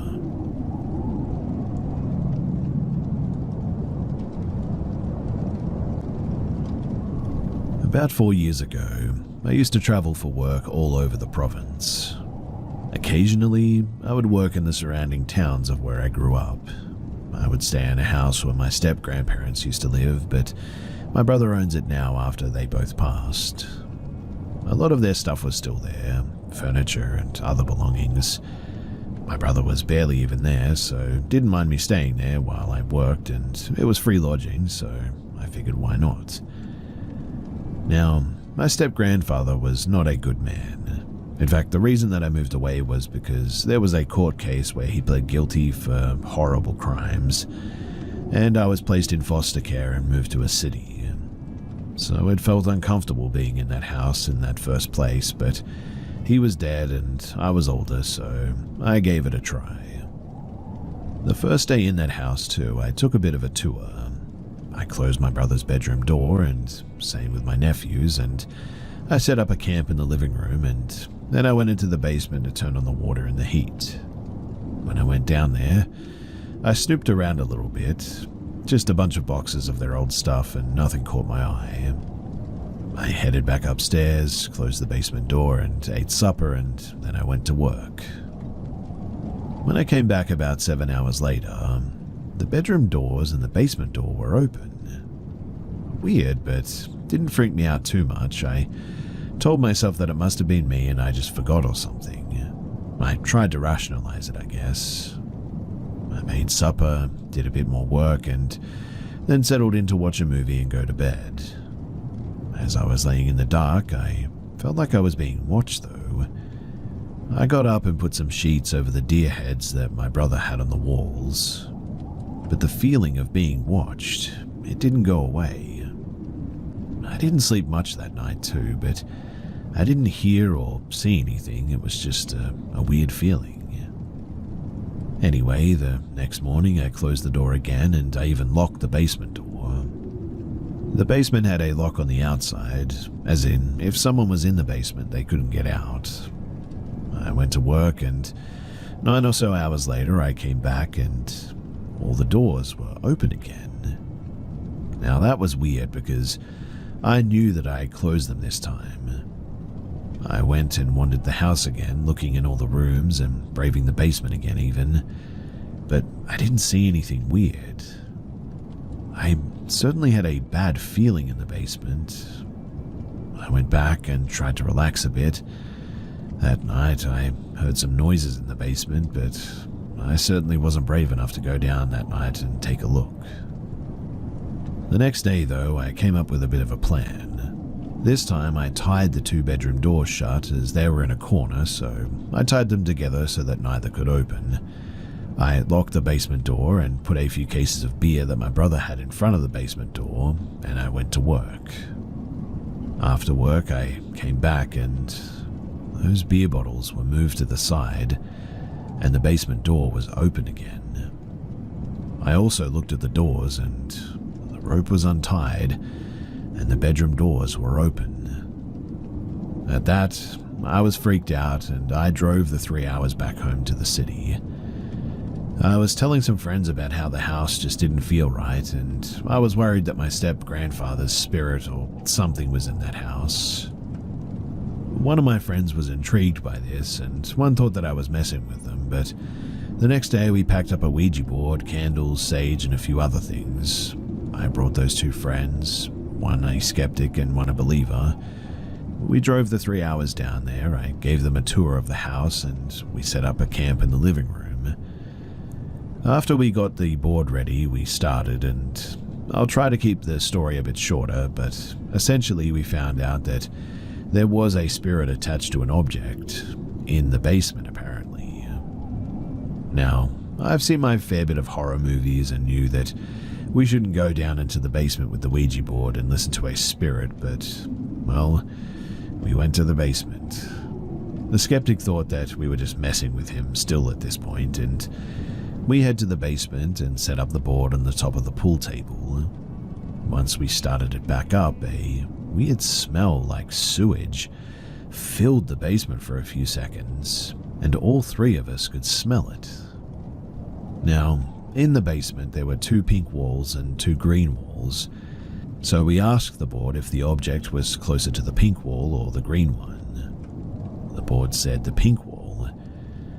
I looked to my right, and right there staring at us was the vintage pink stuffed bear. None of us had seen it when I gave the tour, and I had not seen it any time that I went to the basement. I'd never seen it in my life, in fact. But we asked if it was the bear, and it said yes. At this point, even the skeptic started to come around a bit. We asked what it wanted, and it said home. So what did I do?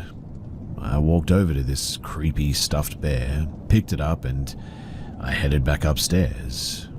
We proceeded to ask some questions, and apparently its name was Sarah, and she was 12. I proceeded to bring the bear home, asking the pendulum some questions on the 3-hour drive home. But don't worry, we closed off the session with the board properly.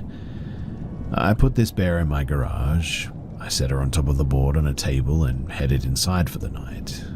The next day, I went out to the garage to check and grab my board to bring it back inside, knowing that I wouldn't want the bear inside the house if I didn't know that she was going to be safe. When I walked in, the Ouija board was on the ground out of the box, and she was there, still, sitting on the table. I had placed her on top of the box, but yet she was still sitting and the board was on the ground. Weird, right? Well, years have gone by, and I've moved twice since then, and now no longer have a garage. For the first 6 months or so in the garage, things would move and go missing all the time. But when she first entered the house, my dog wouldn't enter the room that she was in. I kept her in my craft room, away from the public area. My dog would sit and stare at the doorway, and finally I just went up to the bear and said, "If you would like to stay in the house, I need you to stop freaking out my dog and get along and behave." The very next day, my dog entered that room with absolutely no issues.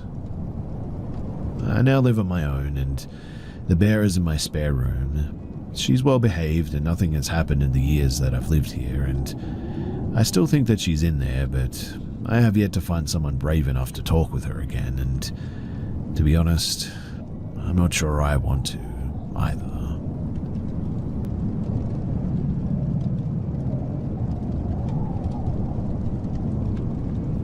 I had a pretty unsettling experience tonight at a cemetery nearby, and I'm curious if anybody else has encountered anything like this. So I visited my friend's grave at around 9:45 to 10 p.m. He was recently buried on Monday, and I've been visiting him every day since. I was by myself last night, Christmas Eve, with no issues. No strange feelings or sounds or anything. Everything felt pretty normal, and the tent from his burial was still set up, so I parked my car at the end of the cemetery, which is a place that you can drive through, and did the same tonight, on Christmas. I brought a friend along tonight, and we sat under the tent for a bit. I lit the same tea light that I left last night. Nothing strange happened, and we were just sitting there talking until around 10:05, when I said goodbye, and we started walking back to my car, and that's when things got a bit weird. You see, as we were walking, we heard growling and barking coming from the middle of the cemetery. We weren't sure what it was, but we kept walking towards my car. Then we see a large white dog, about the size of a large shepherd, but with patches or spots. It didn't approach us, but it was pacing back and forth, and the weird part was that it didn't seem like a normal dog.